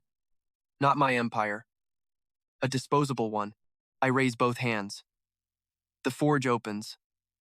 Black fire spills through the chamber. Thousands of worker skeletons stop, then turn toward me. Southern deployment. The command travels through the Soul network. The cavern changes instantly. Rows break. Supply teams move. Weapon racks empty. Corpse riders mount. Ghoul packs descend into transit tunnels. Not random movement. Prepared movement. I have mapped this for 3 days. 30,000 undead leave the hidden mine. Not through one exit. Through 11. No unit exceeds 4,000. No trail points back here. Each group travels underground for as long as possible, then emerges south of Blackridge. Their destination is not the quarry, it is the region around it. Abandoned farms, collapsed shrines, dry riverbeds, old hunting lodges, ruined watchtowers. By nightfall, Daejin will start finding signs that his theory is correct. Small undead patrols, hidden stockpiles, ritual markers, supply caches, a command territory, all fake, all convincing. I walk beside the deployment lanes. A veteran skeleton passes. Its armor is stronger than what the false cult supposedly owns. I stop it. Remove that. The skeleton strips off its breastplate. I replace it with rusted armor. Weak appearance. Real strength hidden underneath. Again. The fake cult cannot look too strong. That would scare Daejin away. It must look vulnerable enough to attack, dangerous enough to justify glory. I select 800 undead for visible contact. Only 800. The rest stay buried or concealed. Daejin brought 600 cultivators. If he encounters 800 mediocre undead, he will believe he can win. Especially with 2 elders and 8 suppression teams. The exact mistake I need. Morning flies from unit to unit. Then something strange happens. A group of elite skeletons stop. 24 of them. Their soul flames turn toward the raven. Morning hovers. The white mark across its skull ignites. A pulse moves through the network. The 24 elites kneel. Then 40 more. Then 80. I freeze. This is larger than before. Morning jerks in midair. The pulse expands. 112 undead respond. Then 140. The raven's wings shake. Too much. I step forward. Release. No response. Morning. The soul link tightens. I feel pressure inside it, not pain, strain. It is trying to hold the sub-command. Stubborn little corpse. Release. Nothing. The white mark flashes violently. A system notification cuts across my vision companion authority threshold reached. Elite evolution available through command resonance. There it is. Not complete evolution, but a real threshold. I understand the condition now. Morning does not evolve through material alone. It evolves through authority, through successfully synchronizing undead beneath my command. Of course. A tactical raven. Naturally. I send one direct order through the link. Release. This time Morning obeys. The pulse collapses. 140 undead rise. The raven falls. I catch it. Its bones are hot. Actually hot. That is new. Black mist pours between the rib plates. The white skull mark widens. Not much. Enough to form the beginning of a thin crown-like fracture across the bone. Morning opens its eyes. Pale fire burns inside them. A new system alert appears. Grave Raven, advanced to elite grade. Subordinate command limit, 144. Authority borrowed from Master Network. Independent resurrection unavailable. I read it twice, then smile. 144. Morning clicks weakly. You almost collapsed at 140. It bites my thumb. Elite now. Still unbearable. Good. I set it on my shoulder. The change is subtle. Longer wing edges, denser black plating, paler eyes. And the white skull mark now resembles the first line of something that is not finished forming. Evolution pending. Noted. More importantly, Morning can now issue temporary battlefield commands to 144 undead without forcing every instruction through me. That is enormous. Not because the number is large, because attention is a resource. Every command I do not personally manage gives me more room for strategy. I point toward the southern deployment column. Take 100. Morning freezes. Then slowly looks at me. Yes. One click. Do not improvise. Silence. I narrow my eyes. 100. Morning launches. 100 elite skeletons turn, not from my command, from its. They follow the raven into the eastern tunnel. I watch them disappear. A ridiculous companion. A useful companion. Possibly a future problem. Excellent. By midnight, Daejin reaches the quarry. My hidden observers wake. The clan column enters carefully. Suppression pillars surround the area. Formation masters locate the false central anchor exactly where I placed it. Daejin stands over the black crystal. His officers gather around him. One smiles. We found the heart. I listen through a skull buried beneath the quarry floor. Daejin looks at the crystal, then toward the scattered undead patrols his force destroyed along the route. His confidence has grown with every victory. Exactly as designed. He places one boot beside the anchor. The grave warden is finished. I almost laugh.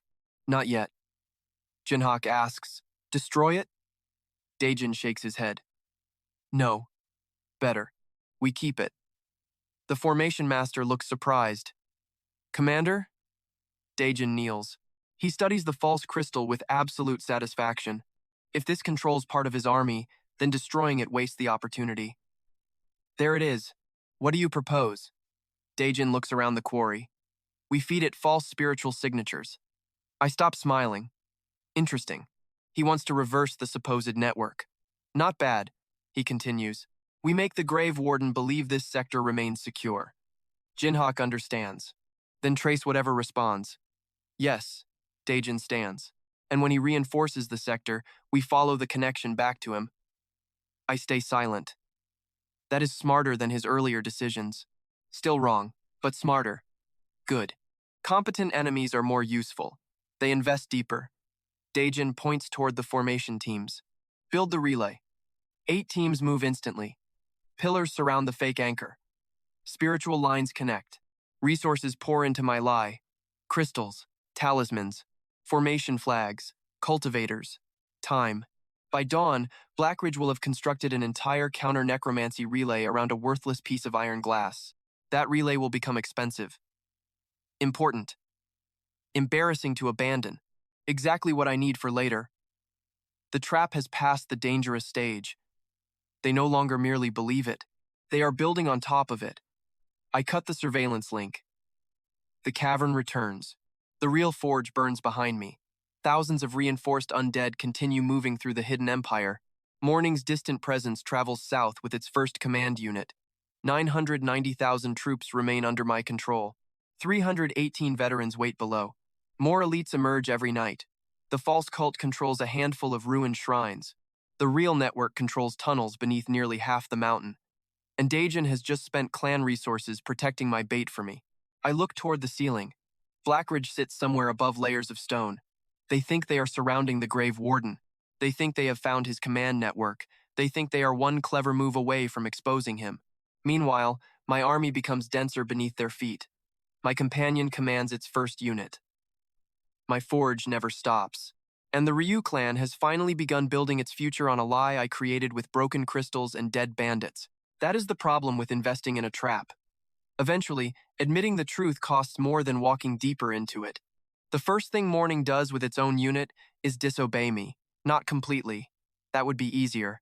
It follows my route, keeps exactly 100 undead under temporary command, avoids Blackridge patrols, reaches the southern sector without detection. Then it changes the formation. I feel it through the soul network just before dawn. The 100 skeletons stop moving in 10 straight columns. Morning breaks them apart. 20 vanish into the trees. 30 bury themselves along a dry creek. 10 climb a ridge. The rest disappear into ruined farmhouses. I stare through the link. No command from me, no request. No hesitation. The Raven has decided my deployment pattern is too obvious. Annoying. Also correct.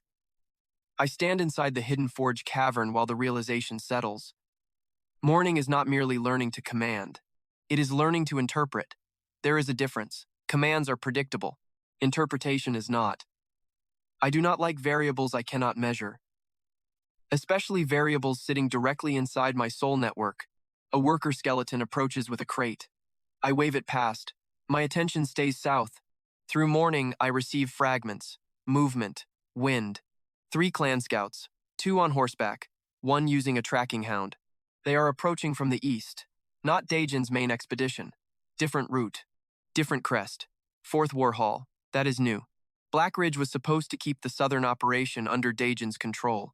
Instead, another war hall is moving independently. I narrow my eyes. Someone inside the clan has started competing.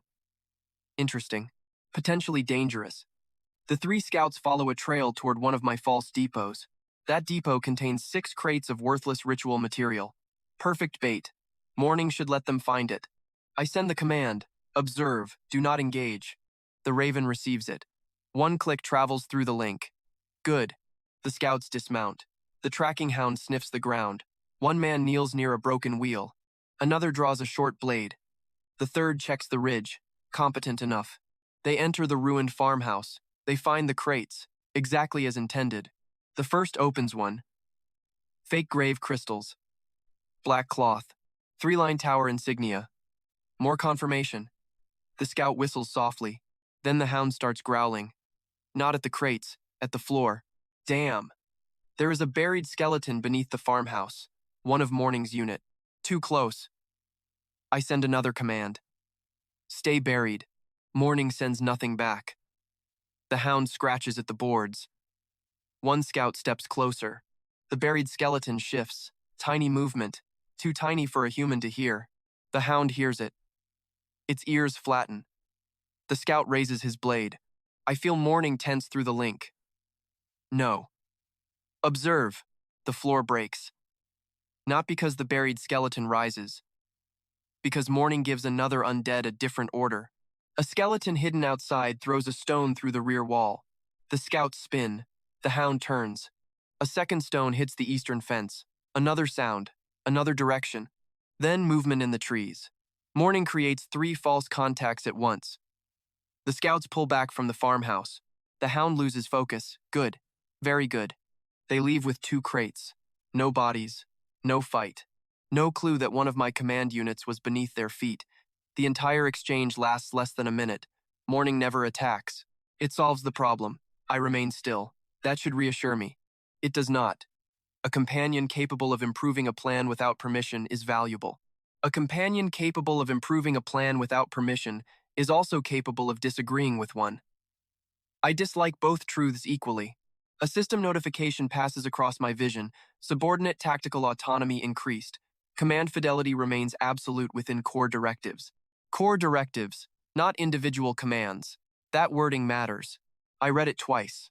Then again. The system has never used that distinction before. Morning returns no further signal. I end the link. The forge roars around me. Black flame rises. Workers move. Production continues. Everything looks stable. That is usually when instability matters most.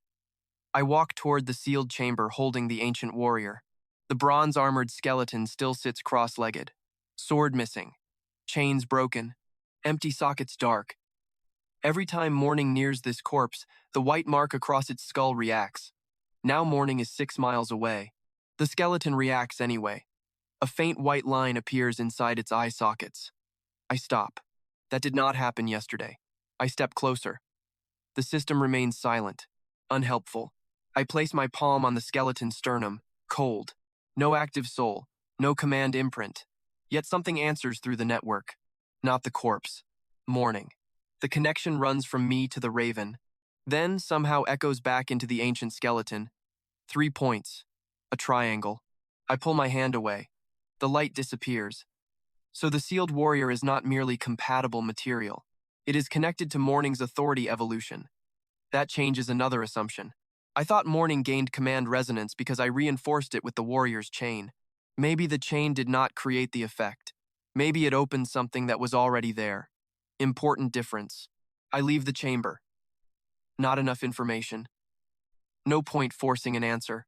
I prefer ignorance to destroying an asset with a bad experiment. A messenger corpse waits outside. It carries a surface report. I open the tube. The first line immediately becomes a problem. Ryu Guang has begun purchasing grave crystals. All of them, not a few, not a research quantity. All available stock from 3 nearby towns. I keep reading. Prices have tripled, then doubled again. Independent cultivators are selling old funerary relics. Mercenary companies are stripping battlefields. Merchants have begun importing burial jade from 2 provinces away. Guang is using clan silver to buy everything connected to death energy. I almost smile. Then I see the next line. He is storing the material in Blackridge's western vault. That matters. Guang is not merely reacting to the fake cult. He is building a monopoly. Of course he is. The man stole my inheritance because he believed unused property was wasted property. Now he sees a new market. Necromancy frightens Blackridge. Fear creates demand. Demand creates control. Guang wants to own the supply. Predictable. Potentially useful. Potentially disastrous. The fake cult depends on believable grave crystal logistics. If Guang removes the regional supply, my forged evidence becomes harder to maintain. Worse, he could start tracking purchases. That could expose material routes connected to my hidden mine. I fold the report. There it is. The variable. Not betrayal. Not enemy brilliance. Greed. Greed is easier to predict than loyalty. Harder to control. I change plans immediately. Stop external crystal acquisition. Every worker connected to procurement freezes, then redirects. Recycle internal stock only. The command spreads. Production slows. Acceptable. Move all surface trade through dead drop caches. No repeated route within 3 days. More redirections. My hidden empire shifts beneath the mountain. No drama. No frustration. Just recalibration. That is the difference between a plan and a religion. Plans are allowed to change. I summon the latest inventory. 3,200 grave crystals. Enough for 6 days at current reinforcement output. 9 if I reduce elite production. 12 if I stop companion reinforcement tests. I glance toward the sealed warrior chamber. Easy choice. Morning can wait. The army cannot. I reduce the forge cycle. Black flame dims. Immediately. Painful. Necessary. Then another report arrives. This one from the clan interior. Hana has approved Guang's purchasing campaign. That is worse. Not because of the resources, Because the clan leadership is aligning around the fake threat. Daejin militarizes. Minseok researches. Guang controls supply. Hana coordinates. 4 separate systems, all converging. Exactly what I wanted.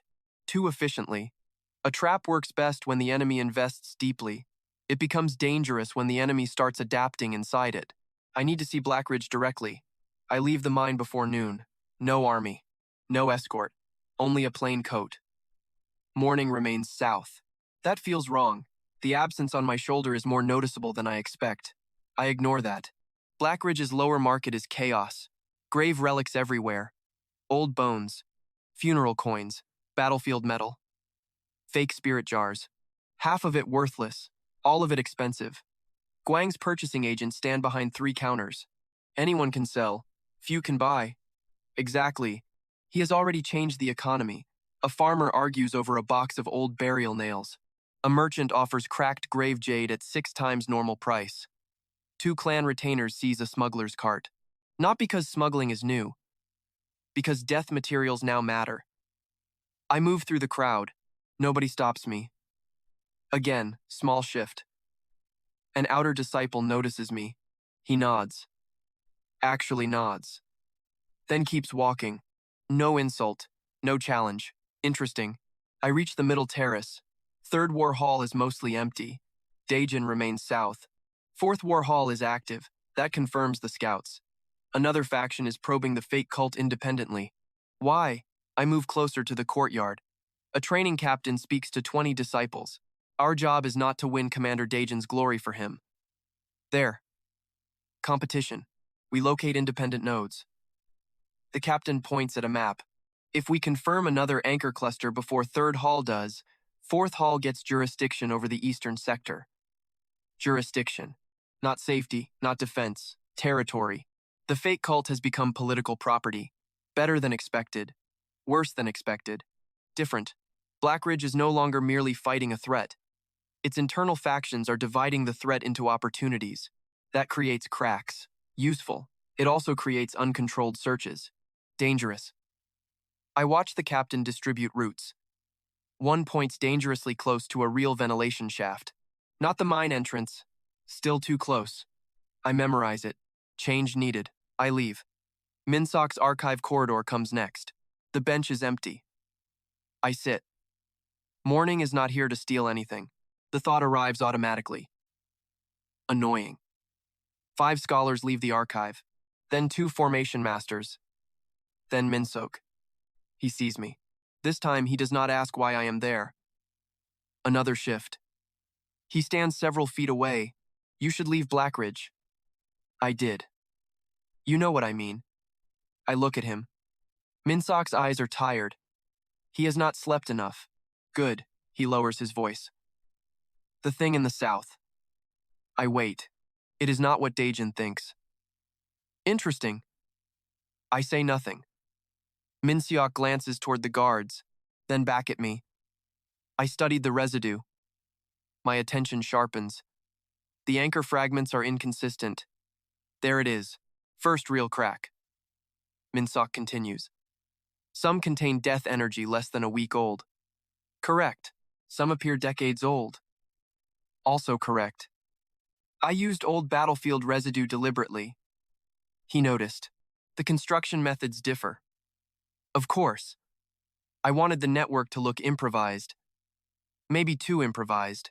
Minseok's voice drops. Either this grave warden is using artifacts collected from many sources. He pauses. Or someone assembled evidence to make it look that way. Very good. I remain expressionless. Minseok studies me. He is not accusing me. Not yet. What does Daejin think? He thinks variation proves the sect is scavenging. Pride-protecting investment. Excellent. Minseok's mouth tightens. He wants to believe that. Yes. That is the trap working. But Minseok's doubt is real. That is the trap becoming fragile. I stand. Then tell him. Minseok gives me a cold look. You think he listens to me? Fair. Clan factions again. What do you want from me? I did not ask you for anything. True. He looks annoyed by that.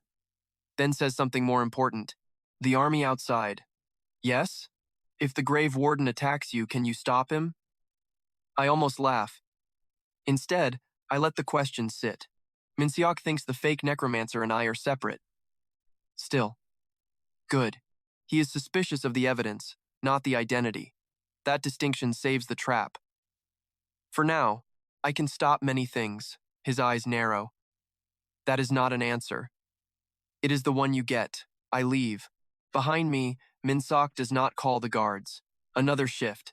I move toward the upper terraces. Guang's western vault sits behind 3 layers of security. I do not approach. I do not need to. The wagons tell me enough. Crates enter every few minutes. Funeral relics, grave crystal, battlefield salvage, spirit bones. Guang is concentrating an absurd amount of death-saturated material in one place. He thinks he is controlling supply. What he is actually doing is building me a reservoir. Noted. Later. At the summit road, Hana waits. That is unexpected. She stands beneath a stone gate overlooking the terraces. No guards beside her. 3 stand farther back. Symbolic privacy. Still security. She sees me. Shen. I stop. Hana. Her expression remains unreadable. You move through Blackridge very comfortably for someone who claims no interest in returning. I am comfortable in many places. Arrogant. Prepared. That irritates her. Good. She steps closer. The southern threat is expanding. So I hear. Daejin believes he has identified its command structure. Then why are you speaking to me? A small pause, because she does not fully believe Daejin. There, another crack. Hana looks toward the valley. My visible army is still there. 990,000 dead, perfectly still. You brought that force to our gate. Yes. Then did nothing. Yes. Why? I smile slightly. Does it bother you? Her eyes harden. It does. Of course it does. An attack has rules. A siege has responses. Waiting creates ambiguity. She hates ambiguity. I could order the ancestral formation activated. You could. It would kill tens of thousands. Probably. Perhaps you. Perhaps. Hana studies? Me. No reaction. No fear. That unsettles her more than defiance. Then she changes direction. The Grave Warden. I wait. If he is your ally, say so. Interesting. If he is your enemy, say so. More interesting. You assume I owe you clarity. Her jaw tightens. 8 years ago, she decided my existence was inconvenient enough to remove from the clan. Now she wants intelligence. Social position keeps moving. She lowers her voice. Blackridge is not the only clan watching this mountain. That matters. I say nothing. 3 allied families have sent observers. Not in my reports. New variable. The Northern Assembly has requested information. Worse. The fake cult is becoming larger than Blackridge. That was not part of the plan. Hannah continues. If rumors spread that we cannot control our own territory, every rival in the province will test us. There it is. External pressure. A third force, not allied to me, not allied to the fake cult. Not necessarily hostile yet, but dangerous. If outside clans investigate independently, they could find real infrastructure. The trap was designed for Blackridge's assumptions. Not everyone's. I recalibrate again. How long? Hana notices the question. Until what? Until they arrive. She hesitates. Some already have. Damn. I look toward the summit. 3 unfamiliar banners hang near the guest hall. I had seen them. Ignored them. Mistake. Small. Correctable. Hana watches my face carefully. You did not know. Not a question. I smile. Should I? She studies me. I give her nothing else. But inside, the plan shifts brutally. The fake cult cannot keep expanding outward. It has served its purpose. Now it needs controlled boundaries. If more factions enter, uncertainty becomes exposure. I turn away. Hana speaks behind me. Shen. I stop. You once wanted this clan to recognize you. I look back. 8 years ago, that would have hurt. Now it is simply outdated information. No. Her expression changes. Just slightly, I continue downhill. By the time I reach the lower terraces, I have a new plan. Not complete. Enough. First, Reduce false cult activity beyond the southern sector. Second, create evidence that the Grave Warden's network is geographically limited. Third, redirect outside investigators toward Daejin's quarry operation. Make Blackridge appear to have contained the threat. That feeds Hana's political need. Fourth, let Minsok's doubts grow. Not enough to expose the bait. Enough to divide internal confidence. Fifth, use Guang's monopoly against him later. His vault is becoming too valuable to ignore. I send orders through buried relays. False shrine construction stops.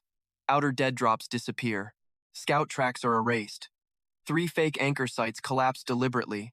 At each one, I leave signs of retreat toward the quarry. The lie contracts. Controlled. Deliberate. More believable. Then morning contacts me. Hard. Not a click. A surge. Urgent. I stop in the middle of the market. South. Something is wrong. I open the soul link fully. Images slam into me. Trees. Fire. 4th War Hall uniforms. Not 3 scouts anymore. 70 fighters. They found Morning's unit. Not by tracking the fake cult.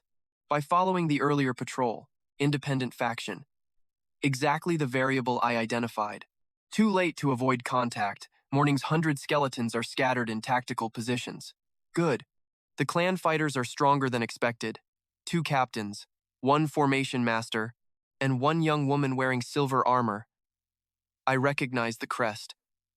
Ryu Siorin, 4th War Hall deputy commander. Daejin's political rival. Not a major final target. Very dangerous right now. Her formation spreads through the forest. A silver lattice locks down the area. Morning's undead begin slowing. The raven sends 1 pulse. Retreat? No. It is asking. That surprises me. Before, it would improvise. Now it asks because the situation is larger. Reliability. Good. I assess. If the 100 undead are captured intact, 4th Hall could study the reinforcement methods. Unacceptable. If Morning fights openly, its command ability may be exposed. Also unacceptable. If I recall everything, the unit may not escape the formation. I choose immediately. Lose the bodies. Morning freezes. 1 confused pulse. Preserve yourself. The command travels cleanly. The raven understands. It does not like it. I feel that. Does not matter. Burn the unit. 1 click. Then Morning acts. All 100 skeletons stop retreating. Siorin notices. She raises her sword. Contain them. The silver lattice tightens. Morning climbs above the trees. 100 skulls turn toward it. Not me. It gives the command. Every undead rips out its own grave iron core. For half a heartbeat, Siorin's formation team hesitates. Then the cores ignite. Black fire erupts across the forest. Not an explosion. A purge. Bones collapse. Reinforcement metal melts. Command imprints return to my grave reserve. Every piece of useful evidence destroys itself. Siorin shields her face. Her men recoil. Morning dives through the smoke. A silver spear of spiritual force catches 1 wing. Bones break. The raven spins. Hits a tree. Falls. My soul link snaps tight. I move before thinking. 1 step. Then stop. 6 miles. I cannot reach it physically in time. Emotion is useless. Command is not. Morning. No response. The silver formation closes around the impact point. Siorin approaches. Sword drawn. The raven lies beneath roots. 1 wing broken. White skull mark flickering. I feel its consciousness. Weak. Still present. 100 destroyed undead have just returned command pressure through its local network. Too much. Again. The system flashes subordinate authority overloaded. Forced evolution risk detected. Not now. Absolutely not now. Morning tries to rise. Fails. Siorin is 20 paces away. I send 1 command. Hide. The raven crawls beneath the roots. 10 paces. Siorin's formation master points. There. 5 paces. Morning sends something through the soul link. Not fear. A plan. I understand it instantly. No. Too risky. The raven sends it again. I calculate. Siorin, formation master, 60 plus fighters, 1 damaged companion, no local undead left. Except the bodies of 4th War Hall soldiers. 3 died when the purge fire hit. Fresh. Close. I give permission. 1 word. Do it. Morning's white mark ignites. The 3 corpses move. Not resurrected properly. Morning cannot independently resurrect. The system already confirmed that. Instead, it uses residual authority left in the destroyed command network to pull their bodies. Crude. Temporary. Enough. 1 corpse rises behind Sioran. She turns. The second grabs the formation master's leg. He shouts. The silver lattice flickers. The 3rd corpse runs directly into the formation pillar. Sioran cuts the first down. The formation master breaks free. 2 seconds. That is all Morning needs. It launches with 1 functional wing, not flight. A brutal sideways leap. It hits a branch, pushes off, hits another, then disappears into a ravine. The formation closes behind it. Empty. I feel the raven moving. Slow. Alive. Reliable. Very reliable. I exhale, then realize I had been holding my breath. Annoying. I send 1 command. Return. 1 click. Weak. But clear. I continue walking through the market as if nothing happened. No one around me knows that 100 of my troops just destroyed themselves. No one knows Morning almost died. No one knows 4th War Hall has become a variable inside a trap built for Daejin. Good. That is how it stays. By nightfall, Morning reaches the mine. I am waiting at the lower entrance. The raven lands badly. 1 wing hangs nearly detached. Black plating is cracked. 3 ribs are missing. The white mark across its skull now branches farther backward. Not evolution, damage mixed with progress. Dangerous combination. I pick it up. Morning clicks once. You lost 100.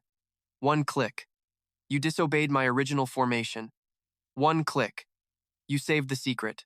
1 click. I look at the broken wing, then at the mark. You also almost got destroyed. 2 clicks. Apparently it disagrees. I carry it toward the forge. The ancient warrior chamber reacts as we pass. White fire fills the skeleton's eye sockets, stronger than ever. Morning turns its skull. The warrior turns too. Not random. Not anymore. I stop. The connection between them pulses. 1 beat. 2. Then silence. I do not open the chamber. Not yet. Morning has earned repair. Not forced evolution. The forge melts black iron. I reinforce the wing joint. Replace 2 ribs. Leave the white mark untouched. Morning remains still through the entire process. Unusually still. When I finish, it climbs onto my forearm. I look at it. The plan changed today. Blackridge factions are competing. Minsock is suspicious. Guang is monopolizing my materials. Outside clans are arriving. 4th War Hall nearly captured one of my elite command units. Every assumption is becoming less stable. Good. A rigid plan would break here. Mine does not. It narrows. Daejin's quarry remains active. That is enough. The trap no longer needs to spread. It only needs him to keep believing. Morning clicks once. I glance at it. The raven scratches 3 lines into the soot on my sleeve, then crosses them out. The fake cult. Contract. Exactly. I almost smile. Finally, the raven taps the crossed-out symbol, then points its beak toward Blackridge. I understand. The lie has done its job. Now we let the clan carry it. Morning climbs onto my shoulder. Broken wing repaired. Authority intact. Trust adjusted. Not blind. Never blind. Better. Above us, Blackridge fractures into competing halls. Nervous elders, greedy merchants, and visiting outsiders. Below them, my real empire stays silent. The next phase no longer depends on everyone believing the same lie. It only depends on Daejin being too proud to admit he may have built his victory on the wrong one. And pride, unlike loyalty, has never disappointed me. Daejin declares victory before breakfast. That is how I know the trap is working. I hear the announcement from the lower terrace while 3 clan servants carry sealed crates toward 3rd War Hall. A herald stands beneath a crimson banner. His voice carries across half of Blackridge. By order of Commander Ryu Daejin, the Southern Death Network has been breached. People stop walking. Merchants lean from windows. Disciples gather along the stairs.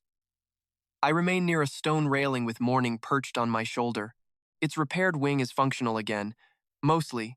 The raven still favors the left side. I have not mentioned it. The white mark across its skull now branches backward like the beginning of a crown someone abandoned halfway through drawing. That concerns me more, the herald continues. 7 anchor sites have been neutralized. Neutralized.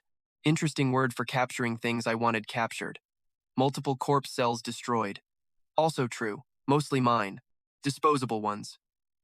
Third War Hall has established control over the central relay. There it is. Control. Not investigation. Not containment. Ownership. Morning clicks once. Yes. Another click. Yes, I know. The raven tilts its skull toward the crowd. People are impressed. That matters. Daejin did not merely need to believe he won. He needed an audience. Now he has one. The herald raises a sealed decree. Commander Daejin confirms that the Grave Warden's network is dependent on a distributed soul anchor system. I almost smile. Minseok is standing 50 paces away. He does not. He listens from beneath the archive colonnade with both hands hidden inside his sleeves. His expression is wrong, too still. He knows the evidence is inconsistent. He warned me. Apparently he warned Daejin too. Apparently Daejin ignored him. Excellent. The herald keeps reading. Third War Hall will dismantle the remaining sectors within 5 days. Murmurs spread. 5 days. Confident. Specific. Dangerous. Specific promises create public consequences. Morning shifts. I feel satisfaction through the soul link. Not mine. It's. You like this. 1 click. Of course. The fake cult is being defeated exactly according to plan. For morning, this may qualify as entertainment. For me, it qualifies as leverage. I look uphill. Third War Hall banners now hang from 3 additional towers. Daejin has taken temporary control of southern security. Fourth War Hall lost political ground after Sioran's failed interception. The clan council has granted Daejin more patrol authority. Guang has allocated material reserves to his operation. Hana has endorsed the campaign publicly. Every major faction is now tied to the claim that Daejin is correct. Good. That is much better than one arrogant commander being wrong. It means the lie has become institutional. Institutions are harder to retreat. I leave the crowd before the herald finishes. Morning follows. We climb toward the middle terraces. Blackridge feels different today. Not safer. Prouder. That is worse for them. Disciples train openly again. Merchants reopen southern inventory stalls. 2 children chase each other beneath the stairs while pretending one is the Grave Warden. The smaller child falls dramatically. The other shouts, "I destroyed your anchor." Then they both laugh. Morning stops. It watches them. One child notices the raven. His face goes pale. He grabs the other. They run. Morning looks at me. No, 1 click. You scared them. 2 clicks. Yes, you did. The raven turns away. Unrepentant. We continue uphill. Daejin is holding court outside Third War Hall. Not literally. Close enough. Officers stand in rows. Visitors from 2 allied families wait near the courtyard. Crates of captured fake artifacts line the stairs. Black cloth, broken ritual tools, false grave crystals, fragments of my invented 3-line tower insignia. He has displayed them. Of course he has. Proof of victory. Proof he can touch. Proof everyone can admire. I stop beneath the opposite gallery. Daejin stands beside the largest false anchor. My masterpiece. Iron glass wrapped in actual death residue, worth roughly 7 silver marks. Currently guarded by 12 cultivators. Talk about inflation. One visiting elder examines it. You are certain this is central? Daejin smiles.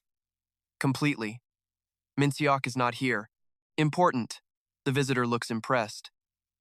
Our clan encountered death practitioners 50 years ago.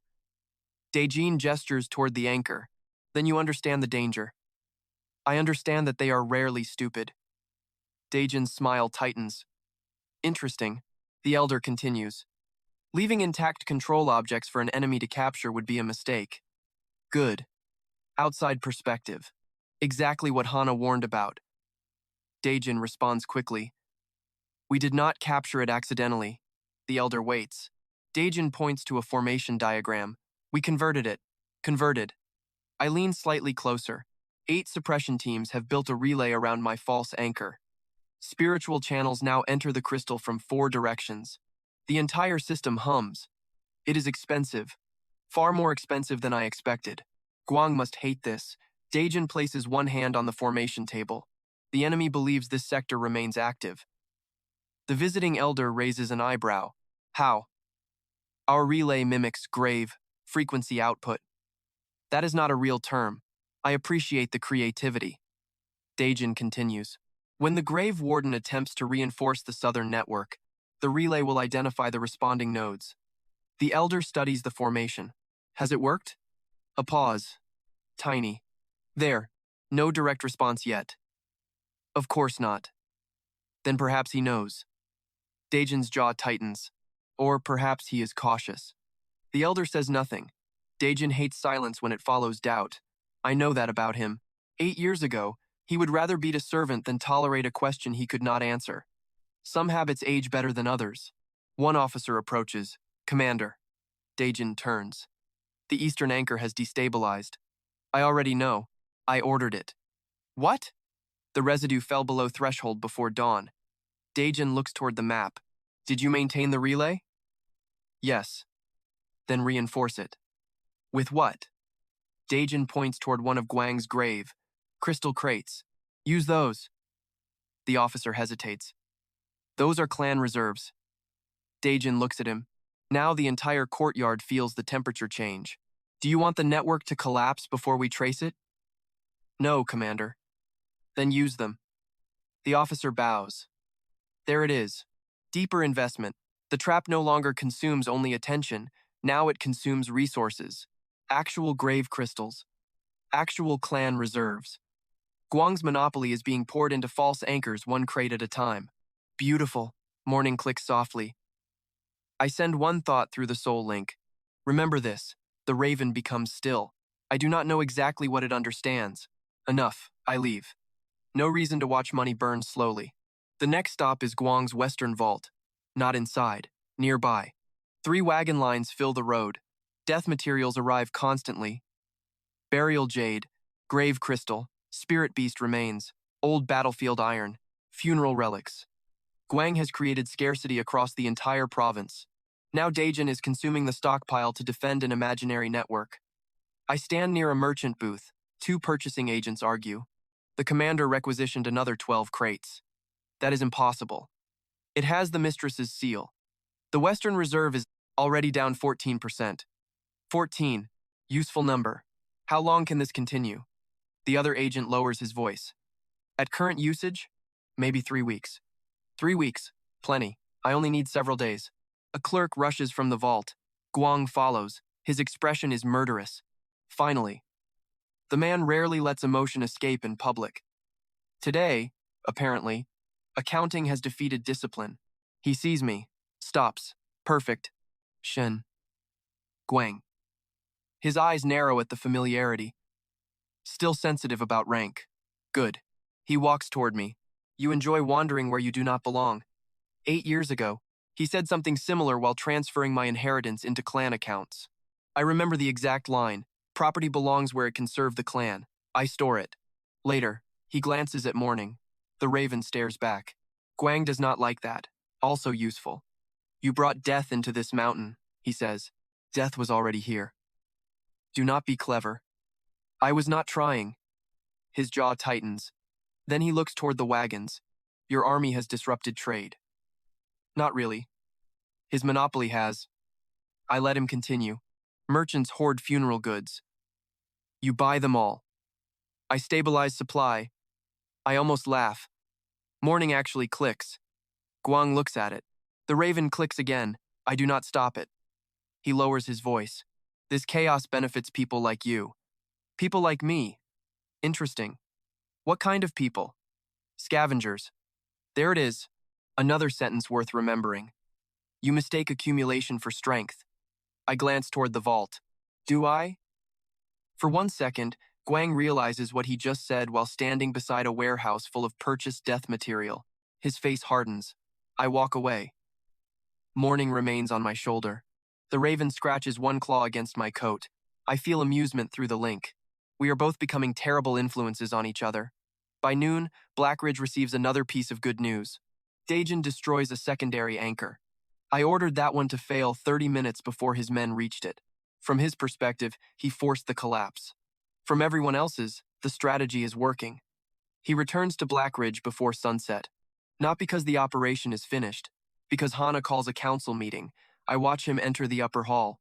Armor polished, cape clean, no visible wounds. He is dressed for victory. That alone tells me enough. Morning flies to the roof. I remain below. Several windows are open. Convenient. Inside, Hana sits at the central seat. Guang is on her right. Minseok on her left. Daejin stands before them. 3 visiting observers occupy the rear benches. 4th War Hall sends Seorin. Her left arm is bandaged. Morning did that indirectly. She looks angry. Also useful. Hana speaks first. Report. Daejin bows. The southern network is collapsing. Minseok looks at the table. Not him. The primary relay remains under our control, Daejin continues. 3 peripheral anchors have failed. Because of us? Hana asks. A pause. Yes. Too fast. Minseok finally looks up. You cannot prove that. There it is. The room changes. Daejin turns. I do not need to prove what is obvious. Minseok's voice stays quiet. That sentence is why obvious things kill arrogant men.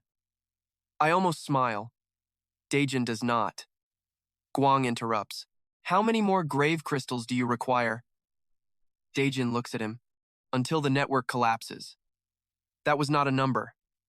I cannot predict enemy response. Then stop spending as if you can. Good. The cracks are widening. Hana raises one hand. Silence. Daejin controls his expression. Barely. We are close. Minseok leans back. To what? To exposing the grave warden. Based on what evidence? The relay.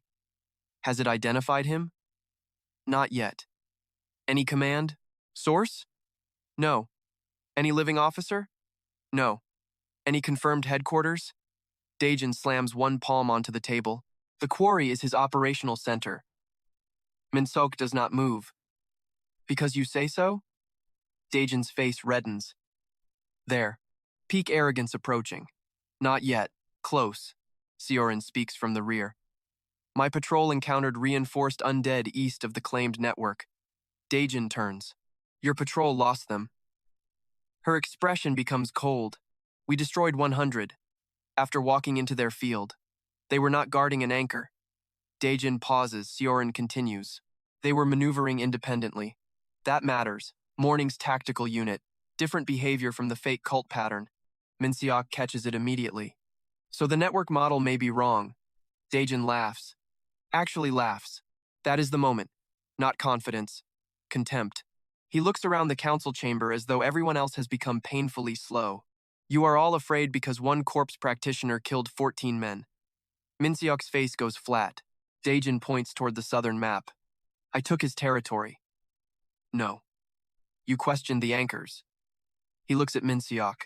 I captured them, technically. You complained about resources. He looks at Guang. I turned those resources into control. Also technically. You lost a patrol. He looks at Seorin. I broke the sector that killed it. Absolutely false. Then Daejin turns toward Hana. Give me 3 more days. The room is quiet. He smiles. I will bring you the grave warden's head. There it is. Perfect. Public. Specific. Arrogant enough to become irreversible. 3 days. Hana studies him. Then nods.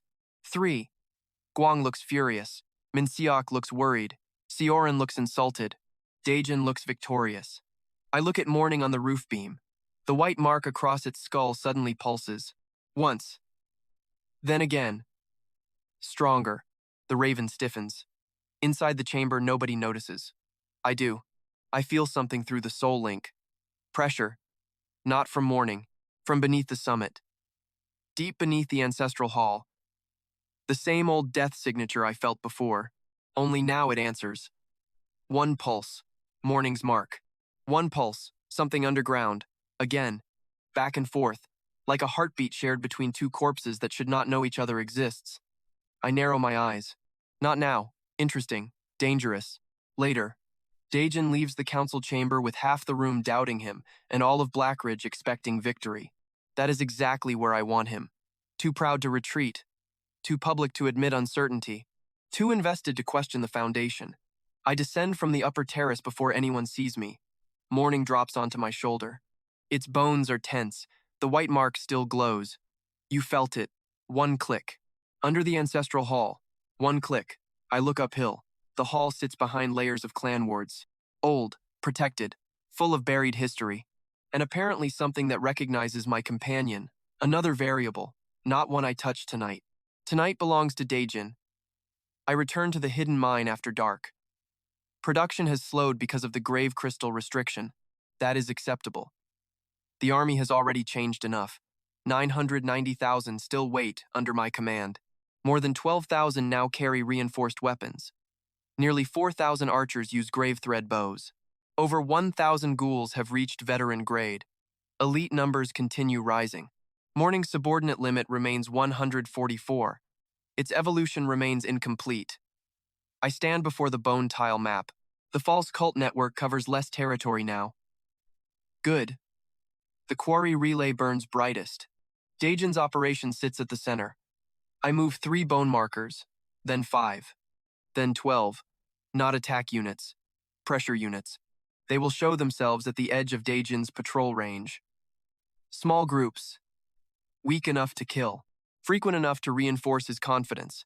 Every encounter will tell him the same thing. You are winning. The best traps do not frighten people into entering. They reward them for every step. Morning watches the map, then scratches one claw against the quarry marker. I shake my head. Not yet. One click. 3 days. The raven looks toward Blackridge. I follow its gaze even though stone blocks the view. 3 days. Daejin thinks that is his deadline. It is mine.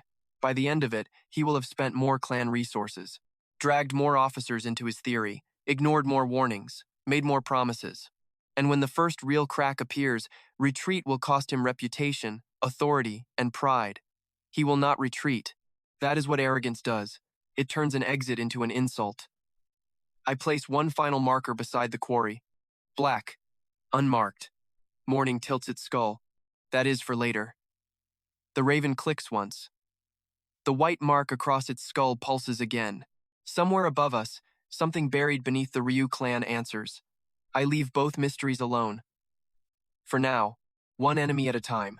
And right now, Daejin is standing at the highest point of his confidence, surrounded by people who still think he is winning. Exactly where I need him before the fall.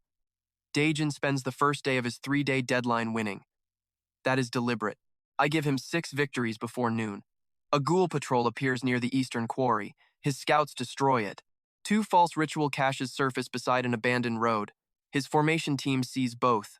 A damaged corpse rider crosses the Ashwood Basin at exactly the wrong moment. Third War Hall runs it down. Every encounter tells him the same thing. The Grave Warden is retreating. More importantly, every encounter tells everyone watching him that Daejin was right. I sit inside the hidden mine and listen to his confidence grow through 3 buried skulls. Another sector collapsed. His officers cheer. Commander, the western node has gone dark. More cheering. The relay detected movement near the basin. Daejin laughs. Not nervously. Not carefully. He laughs like a man watching an enemy bleed. Morning stands on the bone map beside me. Its white skull mark flickers. The raven taps one marker. Then another. Yes. One click. We are giving them those. Another click. Yes, intentionally. Morning stares toward the quarry marker. It still wants the attack. I shake my head. Not today. 2 clicks.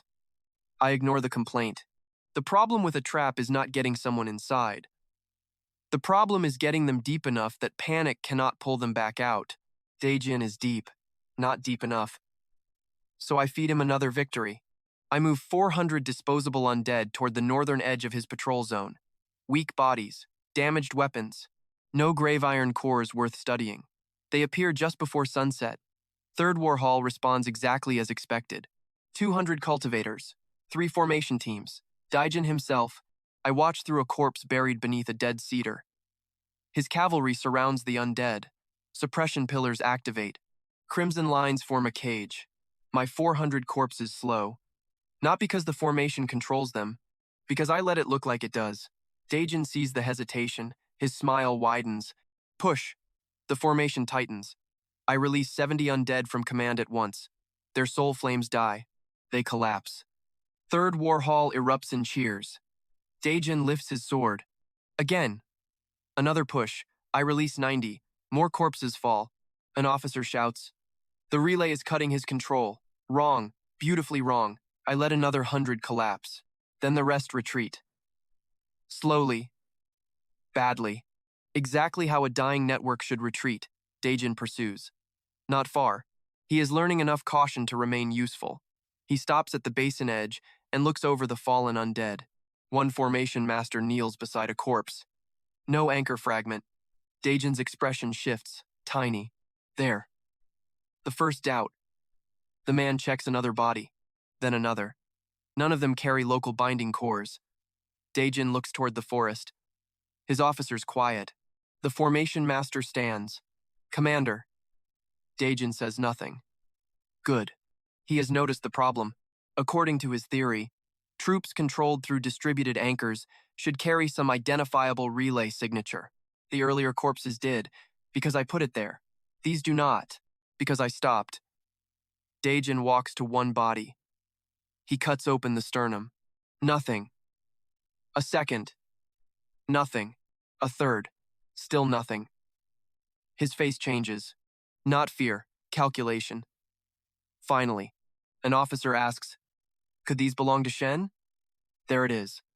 Dangerous question. Daejin looks toward Blackridge in the distance. My visible army remains outside the mountain. 990,000 silhouettes under the darkening sky. For one long moment, he says nothing. Then he looks at the corpse at his feet. This changes nothing. Of course, the formation master hesitates. Commander? The grave warden is losing his anchors. Daejin points at the dead. He is switching to direct control. The explanation arrives because he needs one, not because the evidence supports it. The officer frowns. Direct control at this distance? Daejin's eyes harden. Would you prefer the explanation that Shen somehow commands two armies simultaneously? Silence. There. The more dangerous truth stands directly in front of them. They reject it because accepting it destroys too much. Daejin's authority, his public victory. The relay. The spent resources. His 3-day promise. All of it. He turns toward his officers.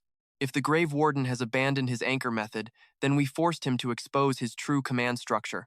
That is not failure. Not in his mouth. It becomes progress. One captain nods slowly. Another follows. Then another. Humans are incredible. Give them enough sunk cost and they can turn almost anything into confirmation. Daejin points toward the quarry. Double relay output. The formation master stiffens. That will consume another 6 crates before morning. Do it. Commander, Treasurer Guang already. Do it. Greed is not always about money. Daejin wants something more expensive. Victory. He walks away from the corpses without looking back. Doubt appears. Pride buries it. Perfect. I end the observation link. Morning clicks once. Yes. Another click. He saw it. A third. And ignored it. Morning taps Daejin's marker with one claw. Hard. The bone tile cracks. I look at it. Subtle. The raven seems pleased. By midnight, the quarry relay doubles output. I feel it from 6 miles away, not through spiritual force, through the death residue I planted inside the false anchor. That is the part Daejin never understood. His formation does not communicate with my command network. It cannot. But every grave crystal he feeds into the relay contains death-saturated material. My class recognizes death, not ownership. He keeps pouring fuel into something I can sense. The false anchor has become brighter to me with every attempt to expose me. I stand beside the forge and watch the system measure the accumulation. External death-compatible reservoir detected. Stored grave value continues increasing. I smile slightly. Daejin thinks he is strengthening a trap for the grave warden. He is charging mine. Morning hops onto the furnace rim. The raven looks at the notification, then at me. You still cannot read numbers. One offended click. Fine. I point toward the quarry marker. They are filling it. Morning looks at the map, then scratches a circle around the marker. Exactly. The quarry is no longer bait. It is a battery. That matters tomorrow. The second day begins with Guang arriving at the quarry personally. I do not expect that, so I watch. He comes with 40 guards and 4 wagons. No ceremonial robe, no council attendants. Just inventory clerks. Of course. Guang walks straight past Dajin's officers and stops beside the relay. His face darkens when he sees the grave crystal channels. How much? One formation master bows. Since yesterday? All of it. The man swallows. 21 crates. Guang closes his eyes. For one heartbeat. When they open, the accountant is gone. What remains is a murderer considering acceptable losses. Commander Dajin. Dajin approaches. Guang. You have consumed nearly a quarter of my Western reserve. Clan reserve. Guang's eyes sharpen. Do not play with words. I almost laugh. That from him. Dajin gestures toward the relay. We are close. You said that yesterday. We detected direct control variation. That sounds like a sentence designed to cost me money. Dajin steps closer. The grave warden changed methods because of pressure. Or your theory is wrong. Silence. There it is again, this time from Guang. Dajin's expression goes flat. You think I fabricated the victories? I think you found an enemy and then built an entire explanation around whatever he allowed you to find. Very good. Guang is greedy. Not stupid. He looks at the false anchor, then at the formation channels. Some of these crystals are returning less residue than expected. I become still. He noticed that too. Not the reason, just the loss. The relay is consuming death saturation. Partly because of the formation. Partly because I have been taking tiny amounts through the planted residue. Nothing visible. Nothing dramatic. A fraction at a time. Guang kneels beside one channel. He touches the crystal. His mouth tightens. These are being drained. Dajin looks toward the formation master. The man goes pale. Commander. The relay consumes. Not like this, Guang says. He looks toward the central false anchor. For a moment, greed and suspicion align. Dangerous combination. What if the grave warden is feeding from the relay? Dajin freezes. Finally. An accurate sentence. Not completely. Close enough. Nobody speaks. I watch through the buried skull. Morning stands beside me in the mine. Even the raven goes still. Guang rises. We may be supplying the enemy.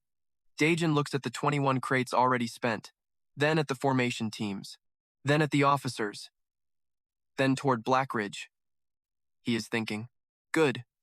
This is the point where a rational man stops, disconnects the relay, destroys the anchor, admits uncertainty, preserves resources. Dajin looks back at Guang. If we stop now, we lose the trace. There it is. Guang's face twists. You do not have a trace. We have response fluctuations. You have disappearing money. Dajin points at the anchor. If he is feeding from it, that proves connection. Technically. Not the connection he thinks. Guang stares at him. Dajin continues. We increase output. I almost admire it. Guang looks like he might strike him. You heard nothing I said. I heard exactly what you said. Dajin steps toward the relay.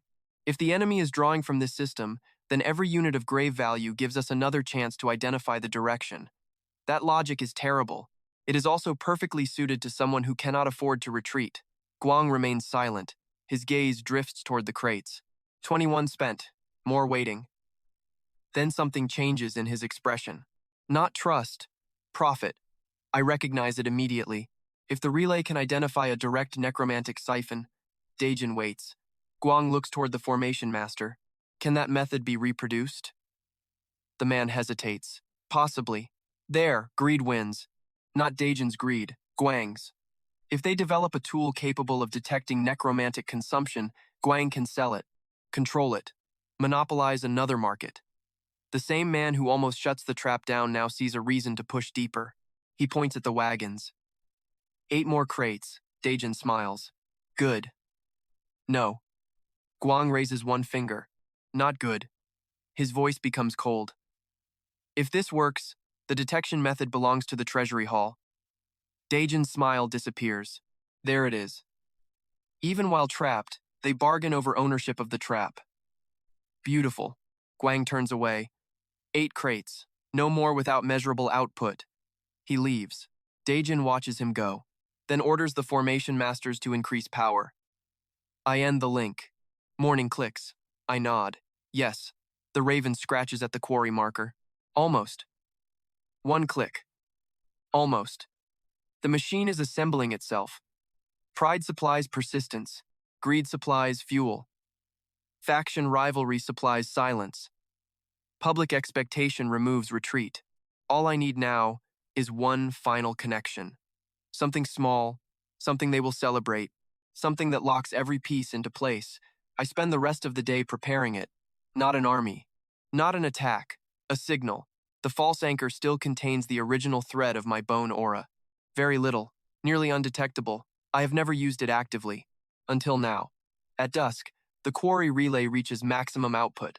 8 formation teams stand around the central anchor. Daejin watches from the platform. Guang has returned. Of course. Minseok is there too.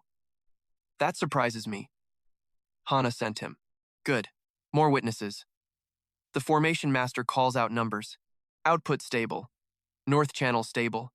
Eastern suppression stable. Grave loss continuing. Guang's expression darkens. Daejin says, Hold. Minseok studies the anchor. He looks uncomfortable. I sit inside the hidden mine with one hand resting on the bone map. Morning stands beside my wrist. 990,000 undead remain silent. The forge dims. Worker units stop.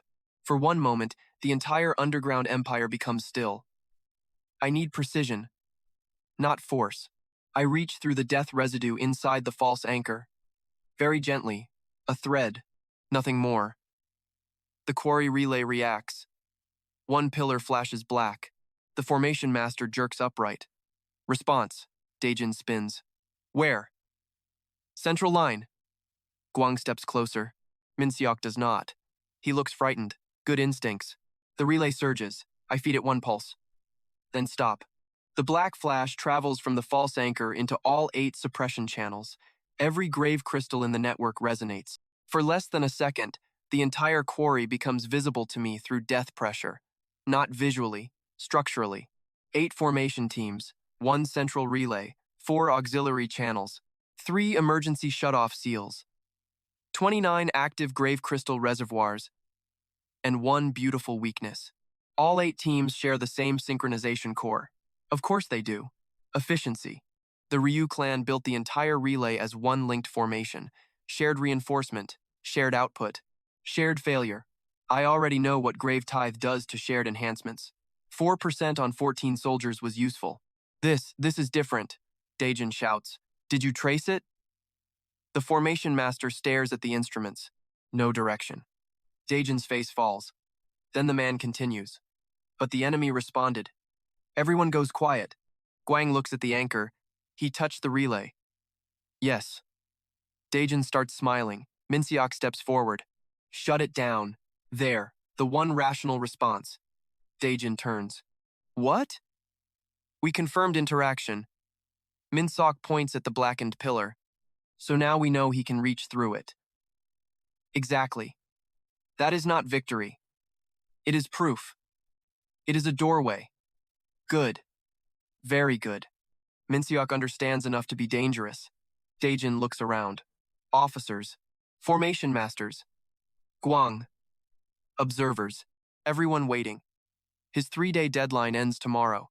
He has just received the first real response from the enemy he promised to expose. Retreat is impossible now. Not physically. Psychologically. Politically. He turns back to the relay. Maintain output. Minseok's face goes cold. Daejin. Maintain it. Guang hesitates. Then looks toward the blackened pillar. Calculation returns to his eyes. Potential detection technology. Potential monopoly. Potential value. He says nothing. That is consent. The formation teams obey. The relay remains active. I release my hand from the map. Morning clicks once. I look down. The raven taps the quarry marker. Then the Blackridge marker. Then me. Yes. One final click. Yes. Everything is ready. The clan believes the relay touched its enemy. Daejin cannot abandon it without destroying his victory. Gwang cannot abandon it while he still sees profit. Minsok doubts it, but no longer controls the decision. Hana has tied clan authority to the operation. The 8 formation teams are synchronized through one core. The quarry is saturated with grave value, and every channel they built to find me now gives me a path back into them. Outside the mine, somewhere far above us, one of Blackridge's evening bells rings. Just once. Ordinary. Almost meaningless. At the same moment, the central quarry relay records another tiny black pulse. Nobody panics. Daejin smiles. Gwang orders the readings preserved. Minseok watches the anchor like it has teeth, and I stand beneath the mountain knowing the last gear has finally turned into place. The quarry explodes at sunrise, not with fire. That would be crude. It explodes with obedience. 8 formation teams stand around the false anchor when Daejin orders maximum output. 29 grave crystal reservoirs ignite. 4 auxiliary channels open. The synchronization core reaches full capacity. Every piece of machinery I have spent days encouraging them to build locks together. Then I touch it. Just once. Blackridge thinks the first ritual sites were evidence of a hidden necromantic network. They were not. They were breadcrumbs. The fake crystals led Daejin to the quarry. The quarry convinced him to construct the relay. The relay forced him to connect all 8 formation teams through one shared core. And the grave crystals Gwang keeps pouring into that relay give my death affinity something to grip. That is why the trap works. Not because I predicted every decision, because I only needed them to keep choosing investment over retreat. They did the rest themselves. I stand inside the hidden forge with one palm pressed against the bone map. Morning waits beside me. The raven's pale eyes are fixed on the quarry marker. Now, one click. I open Grave Tithe. The effect at the quarry is immediate. Every crimson formation line turns black. One formation master screams. Another drops to his knees. The synchronization core tries to redistribute the disruption. Exactly as designed. Exactly as I need. The curse does not remain local. It spreads. 1 team, 2, 4, 8. Shared reinforcement becomes shared vulnerability. The same principle I tested against Taeho's 14-man squad now reaches hundreds of linked cultivators. A system notification burns across my vision. Hostile network identified. Active linked targets, 684. Funerary inversion efficiency, 17% and rising. 17. Not 4. The grave crystal relay amplifies compatibility. I smile. Daejin finally built something useful. At the quarry, his voice tears through the observation link. Shut it down. 3 emergency seals activate. Nothing happens, of course. They are connected to the same core. One formation master cuts his own channel. Black mist bursts from the severed line. The man falls backward. His spiritual reinforcement vanishes. Then the stolen enhancement flows into the nearest death-compatible network. Mine. Thousands of undead beneath Blackridge raise their skulls at once. Soul flames intensify. Black iron vibrates. The forge roars. Morning spreads its wings. The white mark across its skull ignites so brightly that the cavern walls turn pale. At the quarry, Daejin swings his sword through one of the formation cables. Break the channels. Too late. His officers obey. Every cut creates another uncontrolled discharge. The relay has spent days being saturated with grave residue. Now that residue answers me. Not Daejin, not Gwang, not the formation masters, me. I pull. Grave Tithe expands. The quarry turns silent for one terrifying heartbeat. Then hundreds of cultivators lose their active enhancements simultaneously. Armor techniques collapse. Movement buffs disappear. Barrier arts flicker out. Spiritual reinforcement drains through the relay in black streams. Gwang screams from the platform, "My crystals!" Of course, that is his first concern. Minsok grabs his sleeve. Forget the crystals. Daejin stares at the false anchor. His face has finally lost its arrogance. Not all of it. Enough. The warden. Minsok looks at him. No. Daejin's breathing stops. Minsok points at the black formation lines. This is not a network failure. He looks toward Blackridge. Toward the valley.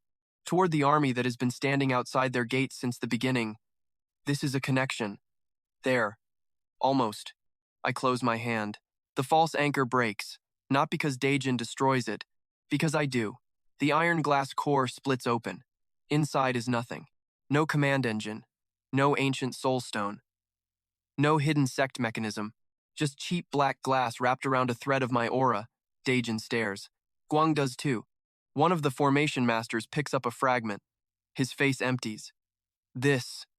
Daejin turns. What? The man's hands shake. This is not an anchor. Silence. It never was. There it is. The first crack becomes collapse. Daejin grabs the man by the collar.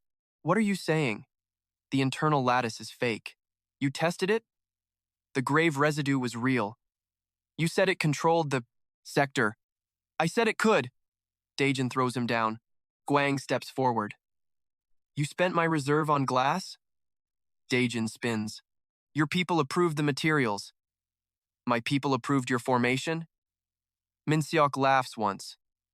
No humor. Just disbelief. I told you. Daejin points at him. Shut up. You captured exactly what someone wanted you to capture. Shut up. You fortified it. Minseok. You fed it. Daejin draws his sword. For one moment, I think he might actually attack another clan elder. Then the ground moves. Everyone stops. The dead beneath the quarry wake. Not my deployed soldiers. The battlefield dead. 40,000 ruined corpses buried beneath the Ashwood Basin. Most are too damaged for long-term use. I do not need long-term use. I need pressure. Grave value floods upward. Hands break through the soil. Then ribs. Skulls. Broken torsos. Bodies with missing legs drag themselves through mud. The quarry becomes a grave opening from below. Daejin's officers shout. Undead. Very perceptive. The first wave reaches the suppression lines. Clan fighters respond automatically. Swords, fire, spirit spears. Dozens of corpses fall. Good. Stage 1. I let them. The dead keep coming. Hundreds. Then thousands. Third War Hall reforms around Daejin. Even stripped of reinforcement, they are trained. Their front line holds. A flaming arc cuts through 30 corpses. Another technique shatters 50. Daejin finds his confidence again. Small. Desperate. There, he points toward the rising dead. That is his real army. Minseok looks at him like he has gone insane. Daejin does not care. Break through. They fight. Hard. I observe. That matters. The quarry was cut for extraction decades ago. 3 walls are nearly vertical. One entrance is wide enough for cavalry. 2 smaller ramps lead north. Daejin places his strongest fighters at the main entrance. Reasonable. He assumes the dead want to trap him. They do not. I want his strongest fighters exactly there. Morning clicks. Wait. The raven's claws dig into the map. The clan formation changes. Guang's guards abandon the western storage wagons. Predictable. They are protecting him now. Seoran's 4th War Hall troops take the northern ramp. Interesting. Better discipline than Daejin's men. Minseok stays near the formation masters. He is trying to dismantle the synchronization core manually. Smartest person at the quarry. Still too late. I count. 100 breaths. 200. The clan destroys nearly 6,000 battlefield corpses. Expensive for them. Cheap for me. Every dead body teaches me timing. Daejin's sword technique still releases on the 3rd strike. Seoran rotates her defensive formation every 9 breaths. Guang's personal guards protect the wagons before protecting formation personnel. Minseok prioritizes structural collapse over combat. Useful. I finish reading them. Stage 2 ends. I stand. Deploy. The hidden empire moves. Not 900, 90,000. Not yet. 30,000 reinforced undead emerge from grave thread bows, armored ghouls, corpse riders, bone beasts. The difference is immediate. Daejin sees the first rank. His expression dies. These are not the weak bodies he has been defeating for 3 days. These carry my real equipment. An officer whispers, Commander. Daejin says nothing. 5,000 archers raise their bows. I issue one command. Fire. The sky turns black. Arrows descend. Clan barriers ignite, then shatter. curse residue spreads through every impact. Movement slows. Spiritual circulation stutters. The battlefield dead surge again. This time behind reinforced infantry. Daejin retreats one step, only one. But I see it. Good. The first bone beast hits the main formation. A massive dead boar wrapped in grave iron slams through 3 shield lines. Cultivators fly. Ghouls enter the opening. Screams follow. Daejin shouts orders. Sioran pulls Fourth War Hall toward the northern ramp. Gwang screams for his wagons. Minseok screams for everyone to abandon the relay.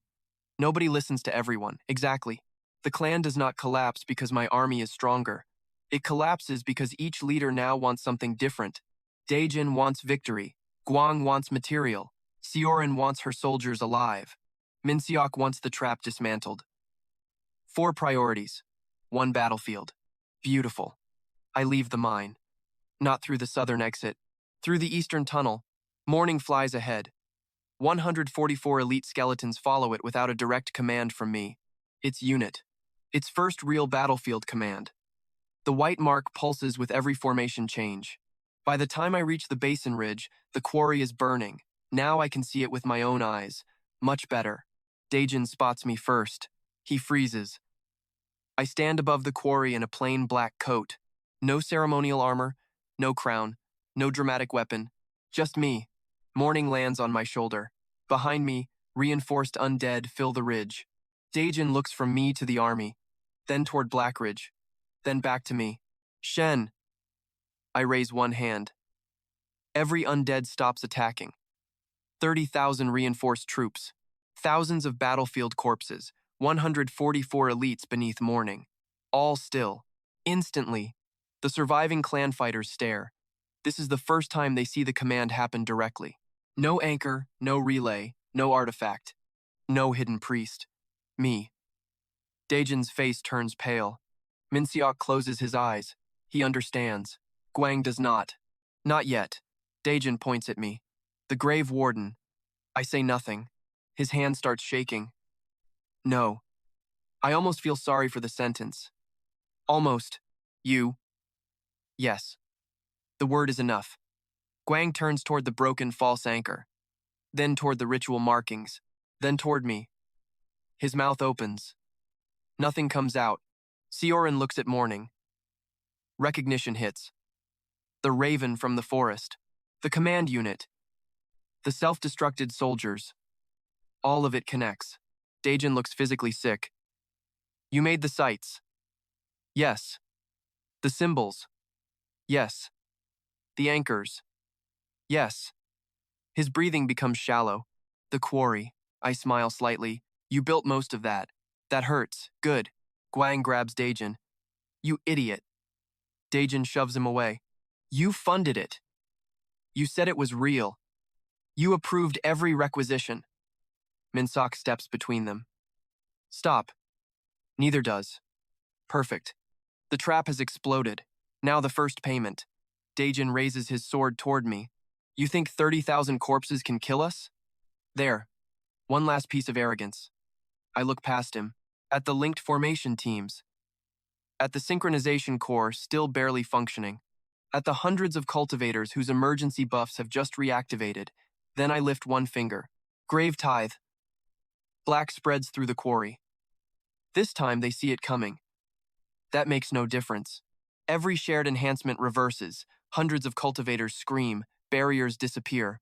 Strength buffs collapse. Movement arts die. 17% transfer becomes 20. Then 23. The relay amplifies everything. Stolen power floods into my nearest elite undead. Bones thicken. Soul flames erupt. Black armor closes around exposed joints. Veteran units cross into elite grade in real time. The clan watches my army become stronger using their own power. That is the part that finally breaks them. A soldier drops his sword. Another runs. Then 10. Then 50. Daejin turns. Hold formation. No one cares. A bone beast crashes through the main line. Morning launches. Its 144 elites move with it. No shouted commands. No hesitation. The raven divides them into 3 groups in mid-charge. One seals the northern ramp. One destroys the remaining formation pillars. One cuts off the wagons. Tactical autonomy. Clean. Brutal. Morning itself dives toward the synchronization core. Sioran sees it. She raises her sword. For one moment, the two face each other again. Then Morning changes direction. Not revenge. Objective. Good. Its reinforced claws hit the central core. The white mark flashes. That strange suppression pulse erupts. The core goes dark for one heartbeat. One heartbeat is enough. 144 elite skeletons strike simultaneously. Every remaining relay pillar breaks. The network dies. Morning lands on the shattered core. Its wings spread. The companion delivers the end of the battle exactly where it matters most. The quarry falls silent. Then I absorb.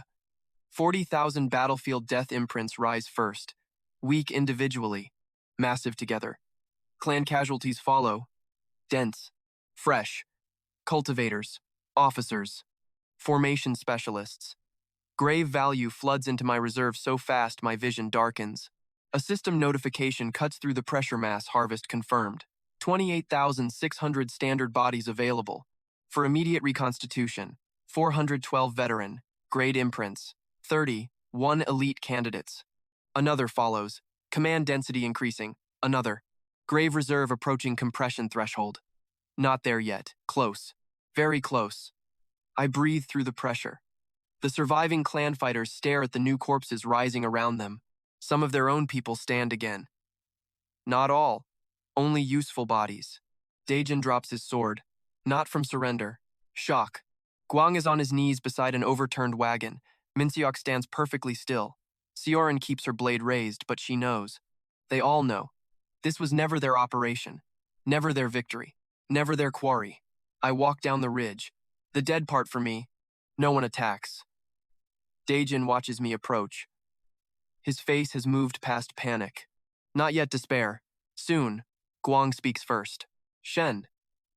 His voice cracks. Interesting. We can negotiate. I ignore him. Minseok looks toward Blackridge, then toward me. We need to return. Daejin laughs once. A broken sound. Return? He looks around. At the destroyed relay, the dead, the black formation channels, the army. Then at me. Return and tell Hana what? Good question. Guang turns on him. You tell her this was your operation. Daejin stares. You signed the requisitions. You commanded the field. Minseok approved the archive analysis. Minseok's expression goes cold. I told you the evidence was fabricated. Sioran says nothing. Smart. The survivors start arguing. Not about me, about blame. Exactly as expected. Then a messenger hawk appears over the ridge. Living. Clan trained. It circles once, then lands near Minseok. He removes the message, reads it. His face changes. What? Guang snaps. Minseok looks at me, then at Daejin. Hana wants an immediate report. Daejin says nothing. Minseok keeps reading, his eyes narrow. She also asks whether Shen can be persuaded to intervene. Silence. I almost laugh. There it is. The final absurdity.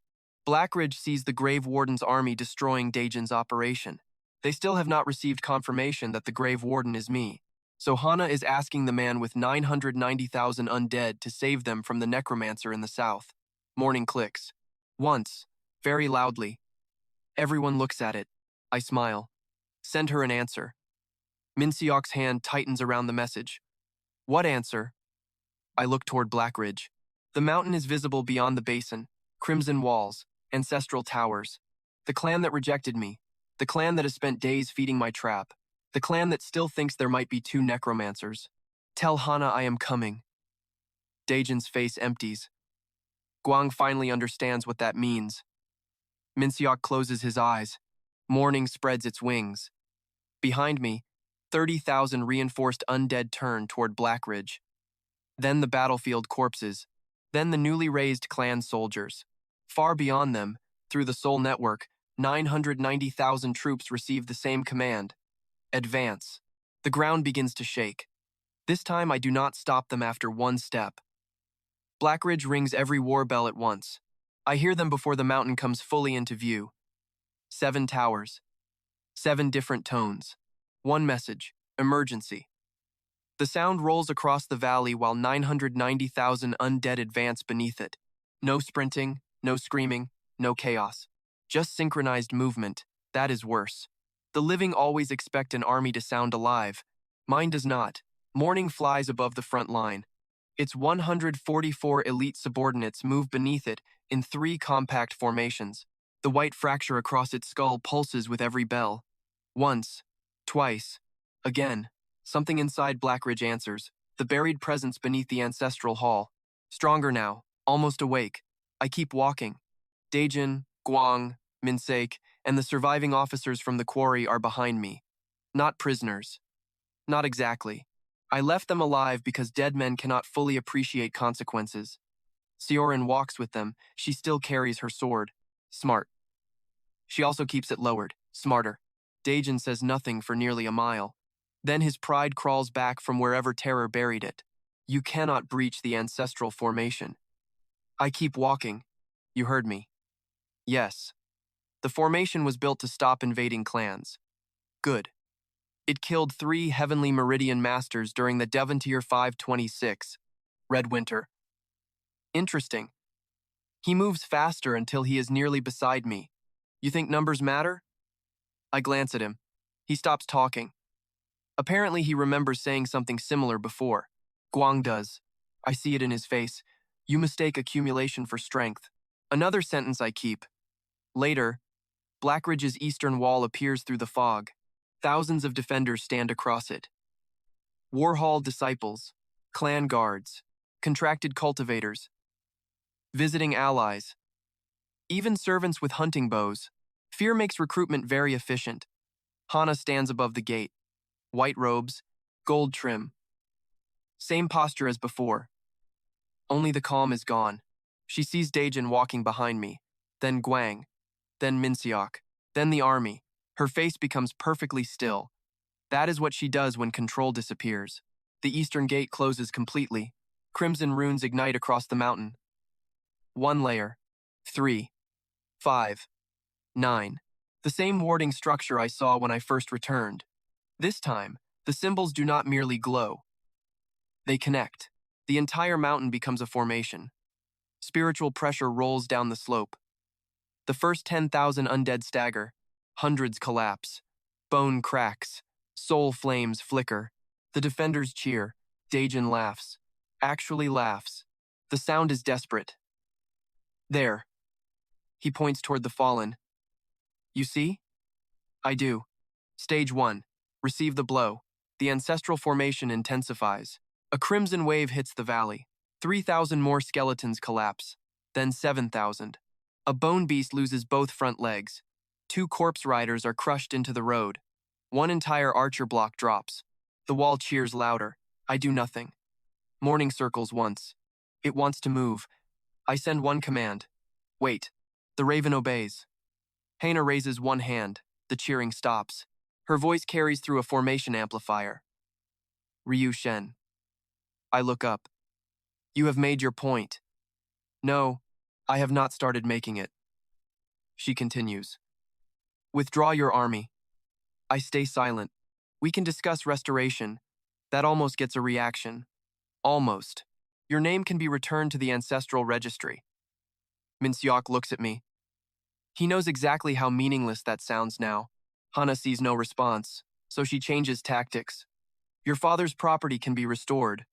Guang stiffens. Of course. That property passed through his accounts years ago. I glance at him. He looks away. Hana continues. You can have a seat on the clan council. Still nothing. The wall begins murmuring. Hana's control slips another fraction. Good. Then she says the wrong thing. You once wanted recognition from this family. There. The words land. Not because they hurt now, because they were once true. For the first time since returning to Blackridge, something inside me moves without calculation. I remember being 17, standing outside the ancestral hall, waiting 6 hours because Minseok said the elders might reconsider. I remember Daejin breaking my token, Guang sealing my father's estate, Hana watching all of it. I remember thinking if I worked harder, endured longer, proved enough, someone would eventually decide I belonged. Pathetic. Not because I was weak, Because I was asking people like them to measure my worth. The emotion that rises now is not rage. Rage is loud. This is colder, cleaner. Grief, perhaps. For the version of me who thought the gate mattered.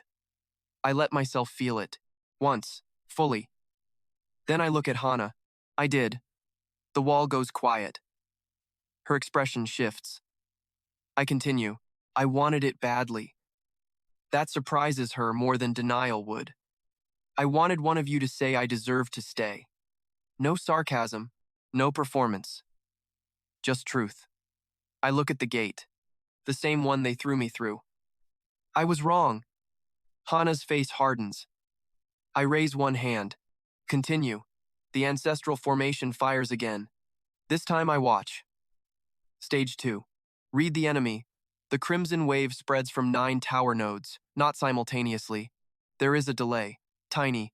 Eastern tower first. Then northeast. Then summit. Then the rest. The formation is not one structure. It is 9 structures pretending to be one. Each wave passes through the ancestral hall before descending. That means the hall is the synchronization core. Exactly like Daejin's relay, Blackridge really does love shared formations. Morning feels my realization. The raven's white mark ignites. Something beneath the hall answers violently. The mountain shakes. Not from my army. From inside. Hana looks back. So do half the defenders. Good. They felt it too. I close my eyes for one breath. The old signature beneath the hall is clearer than ever. Dense. Ancient. Suppressed. Connected to the bronze-armored warrior beneath my forge. Connected to morning. All 3 points align. The answer finally arrives. Not from the system, from pattern. The ancient warrior was not imprisoned beneath Blackridge because he attacked the clan. He was separated. One body below. One authority source beneath the ancestral hall. The chain I used to reinforce Morning carried part of that authority. Morning has been growing around it ever since. I open my eyes. Interesting. Potentially catastrophic. Perfect. I point toward the summit. Morning. The raven lands on my forearm. You wanted more than 144. One click. Earn it. The white mark flashes. Morning launches. Hana sees it. Shoot that bird. Hundreds of archers fire. Morning climbs. Arrows fill the sky. Its elite unit moves below. 144 skeletons spread across the battlefield. They do not defend the raven. They attack the tower nodes. 3 groups. Then 6. Then 12. Morning divides them faster than I ever could manually. The defenders react. Perfect. Their attention shifts outward. I move.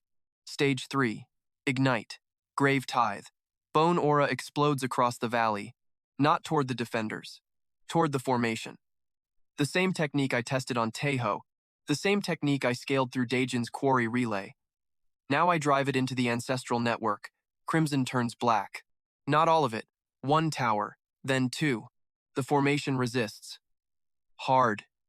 Pressure slams back into me. Blood fills my mouth. My knees bend.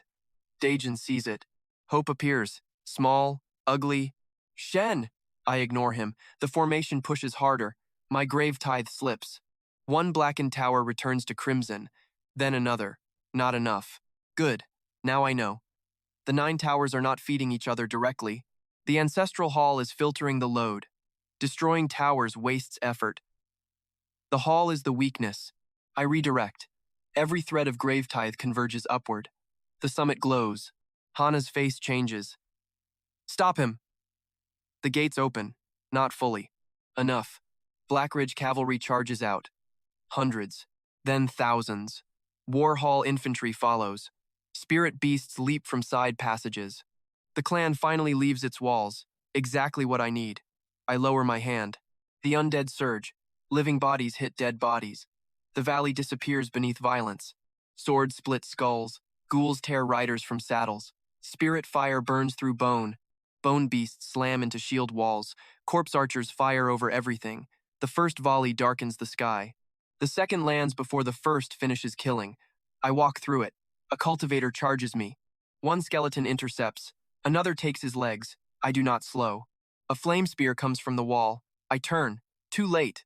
It punches through my side. Pain tears through me. I stagger. The caster cheers. Then Morning's subordinate unit reaches his tower.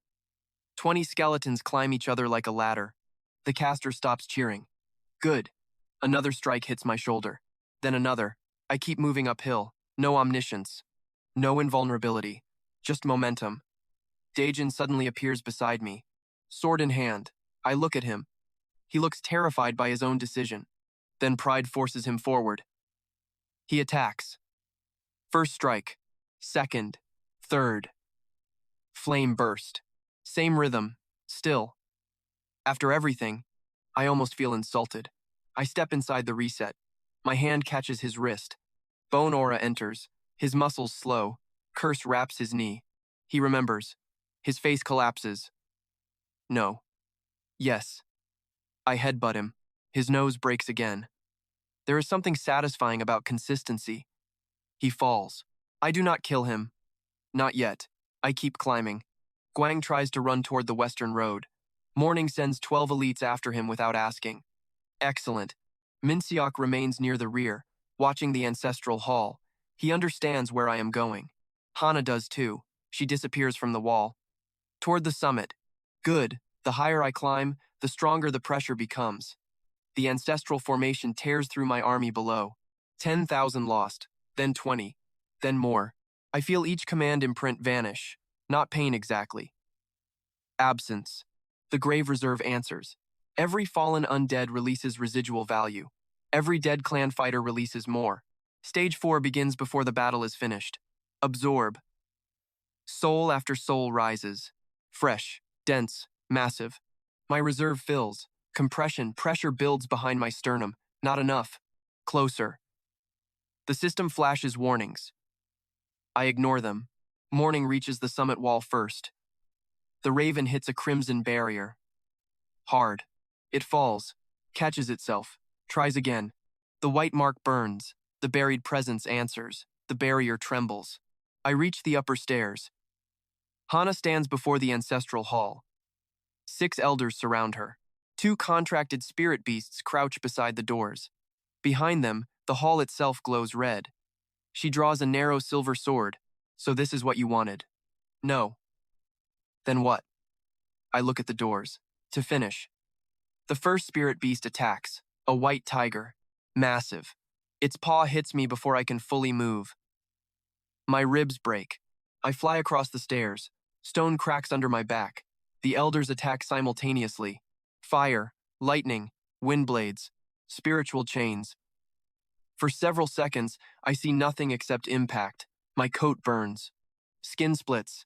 My left hand goes numb. The tiger comes again. Stage 1. Again. Receive. I let them believe it. Hana watches from behind, not attacking yet, waiting for certainty. Smart. The second spirit beast circles right. Serpent. 3 heads. Venom mist. The elders maintain distance. 2 focus attacks. 2 barriers. 2 support. I watch. Stage 2. Read. The tiger attacks after every barrier pulse. The serpent attacks before. Support elders stand closest to the hall. Of course, everything routes through the hall. Again. Same mistake. I stand. Barely. Hana's eyes narrow. I smile. Finished? The tiger roars. I move first. Curse hits its front leg. Not enough to stop. Enough to alter its landing. It slips. I drive bone aura into the stone. Hands erupt from beneath the stairs. Not summoned corpses. Bones embedded inside the ancestral structure. Generations of burial material. Blackridge built its summit over its own dead. They never learn. Skeleton arms seize the support elders. One screams. The barrier flickers. The serpent attacks. Morning dives into its center head. Reinforced claws tear one eye. The beast snaps at the raven. Misses. Morning deliberately draws it sideways. Toward the hall. I understand. Do it. Morning accelerates. The serpent follows. One head strikes. Morning turns at the last possible instant. The serpent crashes into the ancestral hall barrier. The white skull mark ignites. Contact. Everything stops. Morning freezes in midair. The buried presence beneath the hall erupts. White fire pours through the floor. The elders scream. The barrier turns white. Morning's body arches. Black plating splits.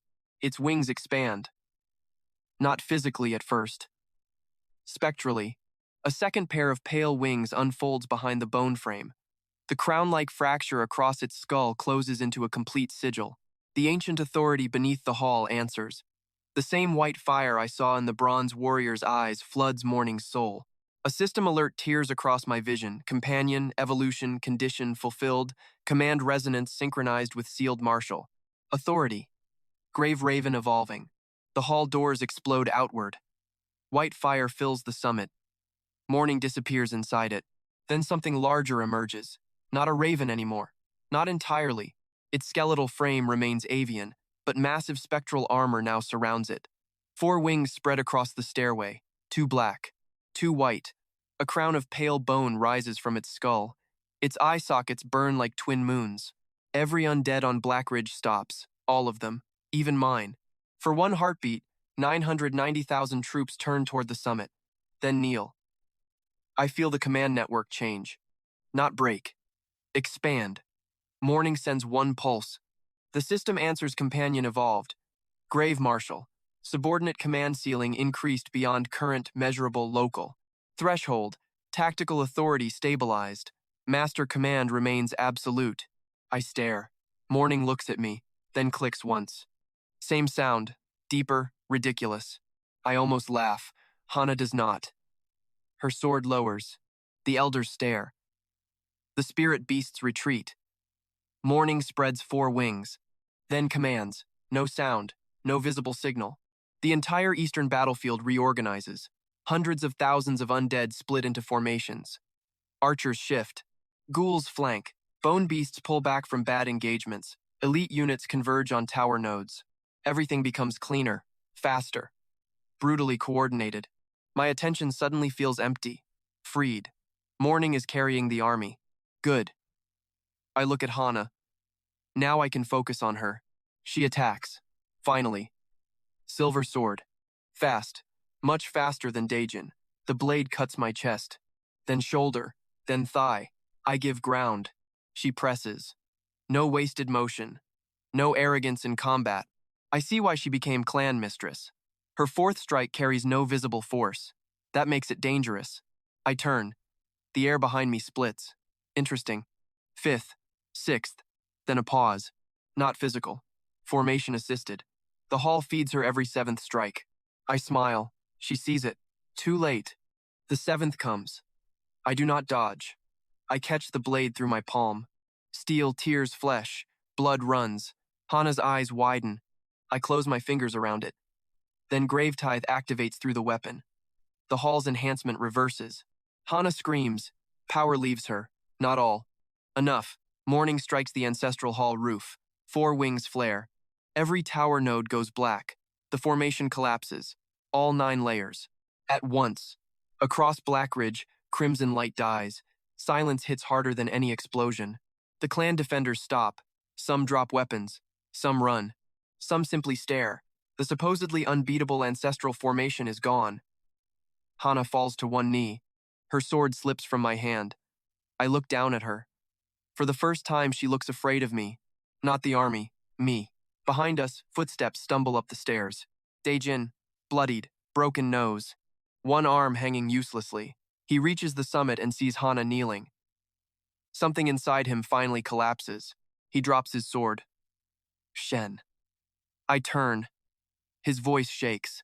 We can fix this. No. We are family. Interesting timing. You have proven enough. He takes another step, then stops when Morning looks at him. We can restore everything. I say nothing. Daejin's knees hit the stone. There, the man who broke my clan token kneels. We made a mistake. I walk toward him. His breathing becomes ragged. I was wrong. I stop one step away. He looks up, actually pleading now. Please. The word is tiny, almost embarrassing. I remember the Eastern Road, 8 years ago, his hand around my broken token. Mud around my feet, his exact voice. I repeat it. You were discarded because you were useless. Daejin freezes. Every word lands. Do not mistake surviving outside these walls for becoming worthy of them. His face empties. He remembers too. Good. I lean slightly closer. You were right about one thing. He starts crying. Quietly, I feel nothing now. The grief already passed. The person who wanted to be worthy of this clan does not exist anymore. I straighten. Behind me, morning raises 4 wings. Below us, nearly 1,000,000 undead complete the encirclement of Blackridge. The western gates fall, then the northern towers, then the southern wall. No ancestral formation remains. No escape route stays open. Guang is dragged into the summit courtyard by 12 elite skeletons. Minseok walks behind them voluntarily. Hana remains on one knee. Daejin remains on both. The clan is finished. Not destroyed yet. Finished. There is a difference. I look toward the open ancestral hall. Deep beneath it, the old sealed authority has gone silent. At the same moment, far below the mountain, the bronze-armored warrior in my hidden chamber finally rises. I feel it through the network. No resistance. No lock. The corpse kneels. 300 standard command units disappear from my available structure. Then return. Not 300. More. Much more. The grave reserve compresses. Once. Pain detonates through my entire body. I nearly fall. The system floods my vision command threshold broken. 10-fold expansion initiated. 990,000 becomes something larger. Something the clan does not need to know tonight. Morning feels it. The new grave marshal turns its crowned skull toward me. One click. I smile despite the blood in my mouth. Yeah. Then I look at Hana, Daejin, Guang, and Minseok. 4 people, 4 debts. The battle is over. Judgment is not. The first person to beg twice is Daejin. The second time sounds worse. Please. He stays on both knees in the summit courtyard while Blackridge changes ownership around him. Not officially. Official things require witnesses who still believe paper matters. This is simpler. Morning stands on the shattered roof of the ancestral hall with all 4 wings spread. Below us, nearly 1,000,000 undead occupy every gate, tower, road, storehouse, training yard, and defensive terrace on the mountain. Not one is looting. Not one is wandering. Not one moves without purpose. That unsettles the surviving clan members more than destruction would. A rampaging undead army is a disaster. An organized one is government. The system pressure inside me settles slowly. My command structure has finished compressing. The new ceiling hangs at the edge of my awareness. 9,900,000. Talk about excessive. I do not have anywhere near that many useful bodies. Yet. The possibility is enough. Morning feels it through the soul link. The grave marshal looks toward the mountain graveyards. One click. No. Another click. No. It tilts its crowned skull. We are dealing with the living first. The raven seems disappointed. Daejin hears me. His eyes lift. Shen. I look down. We are blood. Interesting. That argument arrives late. I walk toward him. Every step makes him shrink slightly. 8 years ago, he stood above me on the eastern road. Today, his sword lies 6 feet away. His right arm is useless. His nose is broken. His authority is worse. I stop in front of him. You were discarded because you were useless. Daejin closes his eyes. I continue with exactly the same words he gave me. Do not mistake surviving outside these walls for becoming worthy of them. His mouth trembles. Shen. No. He freezes. You taught me something that day. Hope appears. People hear the word taught and assume forgiveness is approaching. Very optimistic. Worth, according to you, belongs to whoever can defend it. His face changes. I point toward the eastern gate, the one where he broke my clan token. Walk. Daejin stares. What? Walk. 2 elite skeletons move behind him. He stands quickly. Almost falls. Then begins descending the summit road. No chains, no beating, no execution. That would be too easy. The surviving clan members watch from windows, courtyards, stairways, and shattered towers. Daejin sees them. Former subordinates, disciples, servants, war hall soldiers. People who cheered when he announced victory over the grave warden. People who watched that victory become a trap. He keeps walking. At the eastern gate, the undead ranks open. Beyond them lies the same muddy road. I stop behind him. Daejin looks outside. then back at me. Understanding arrives. No. 8 years ago, he broke my clan token and threw the pieces into the mud. Today, I hold his. One of morning's elites recovered it from the quarry. I turn the black-red token between my fingers. Third Warhall Commander. Ryu Daijin. Authority engraved into metal. I snap it in half. The sound is small, his reaction is not. No.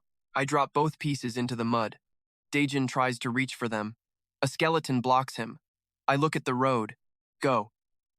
His face collapses. You cannot exile me. I raise an eyebrow. Apparently he still believes vocabulary has jurisdiction here. You have no standing. According to what? The clan law. I almost smile. The clan law also said I had no standing. He says nothing. Worked beautifully. Daijin looks toward the guards. Nobody moves.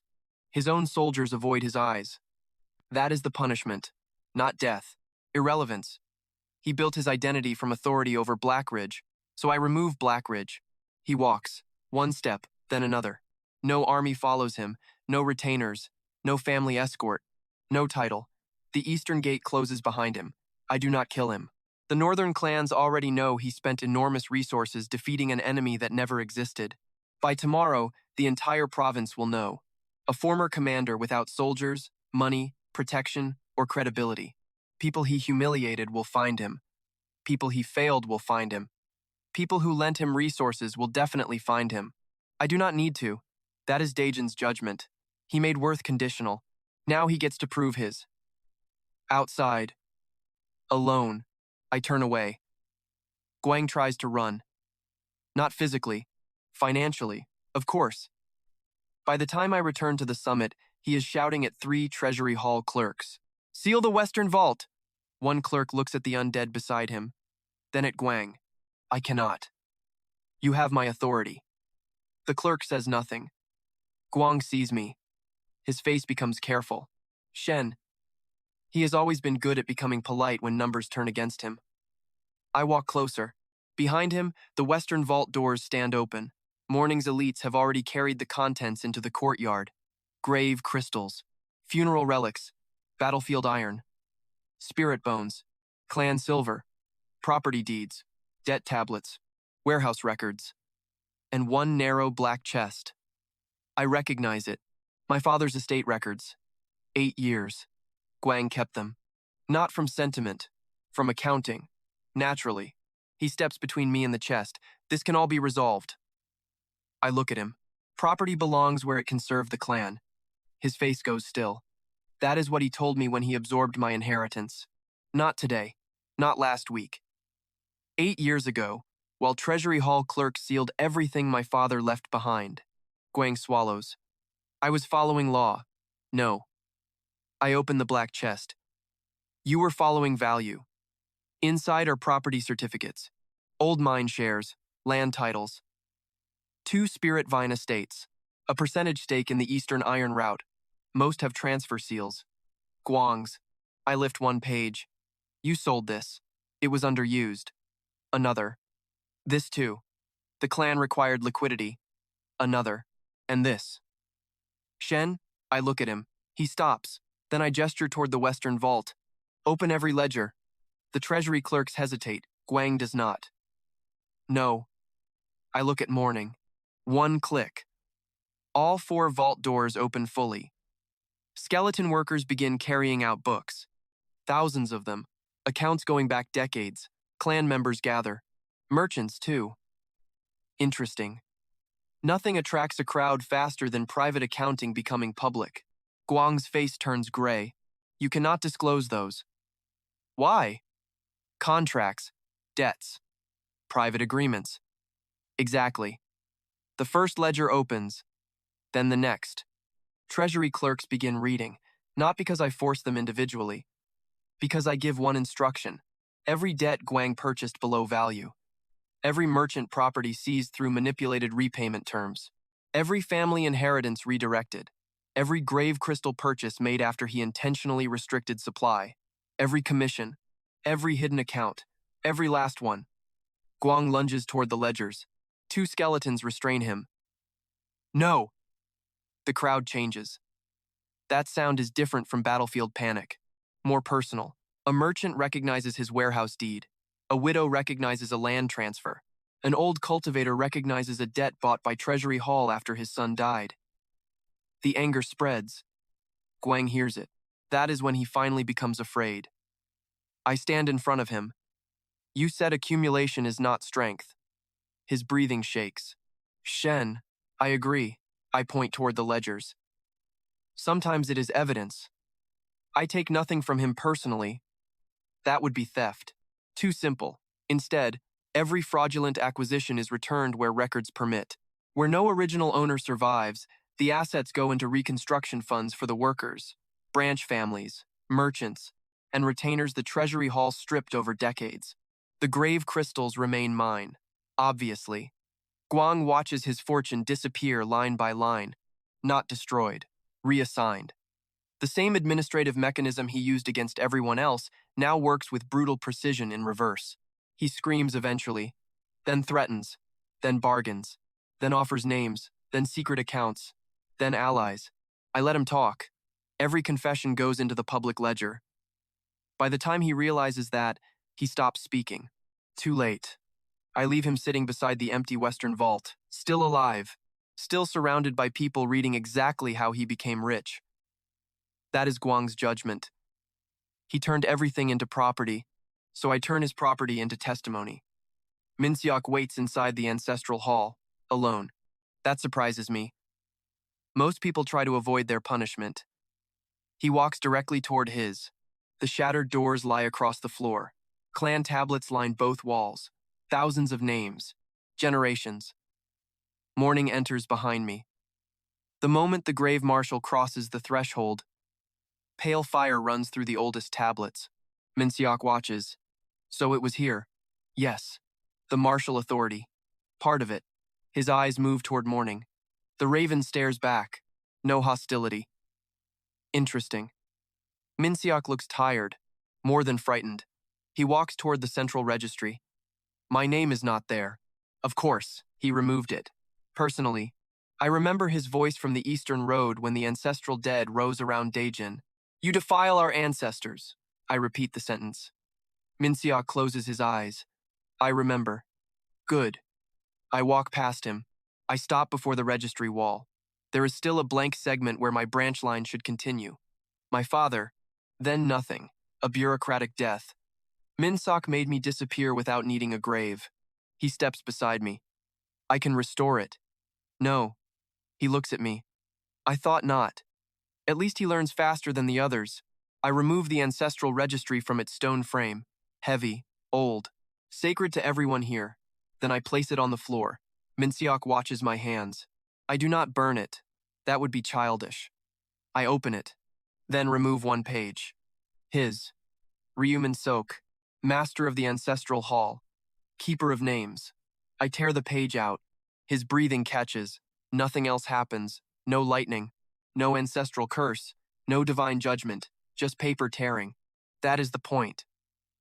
Minseok spent his life making people believe the registry determines belonging. Now he watches how fragile that authority actually is. I hand him the page. You erased me. He looks down at his own name.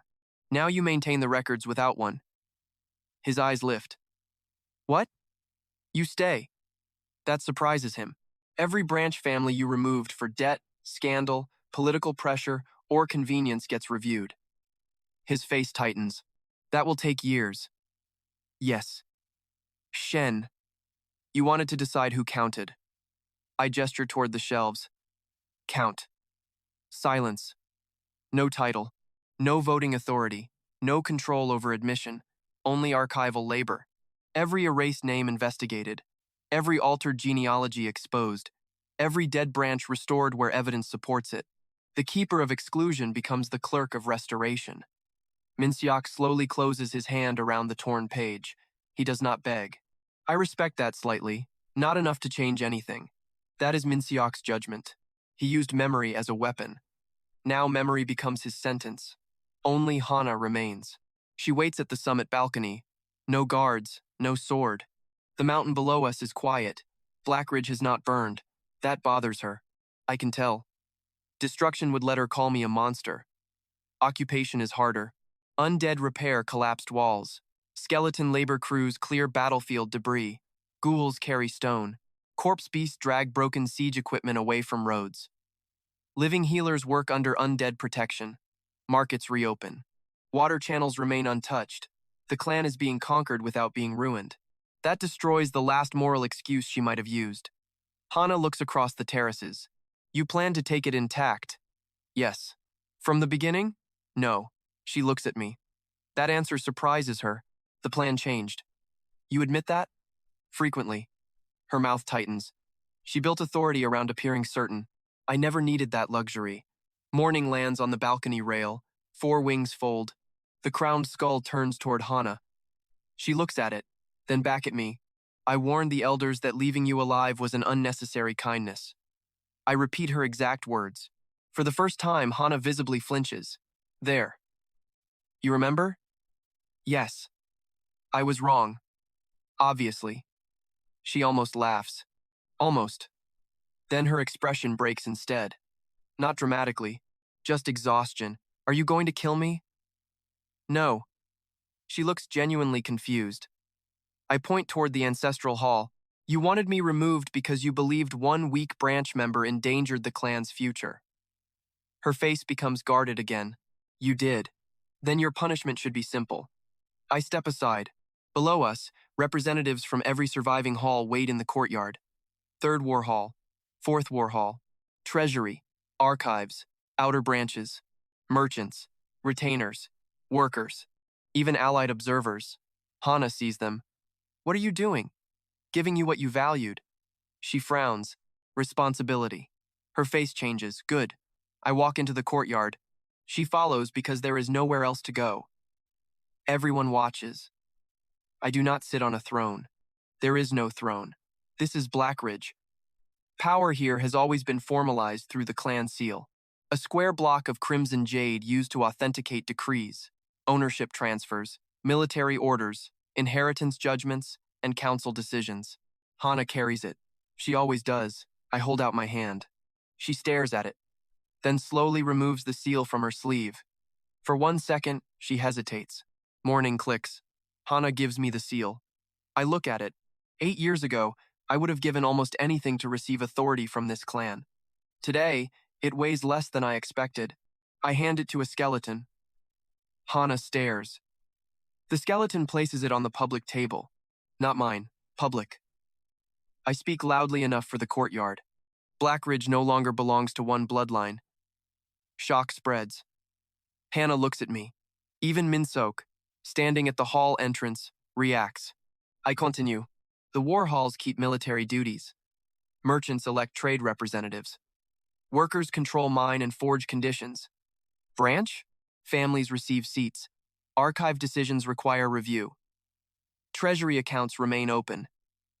No morality lesson. No declaration of equality. I am not interested in slogans. This is structural.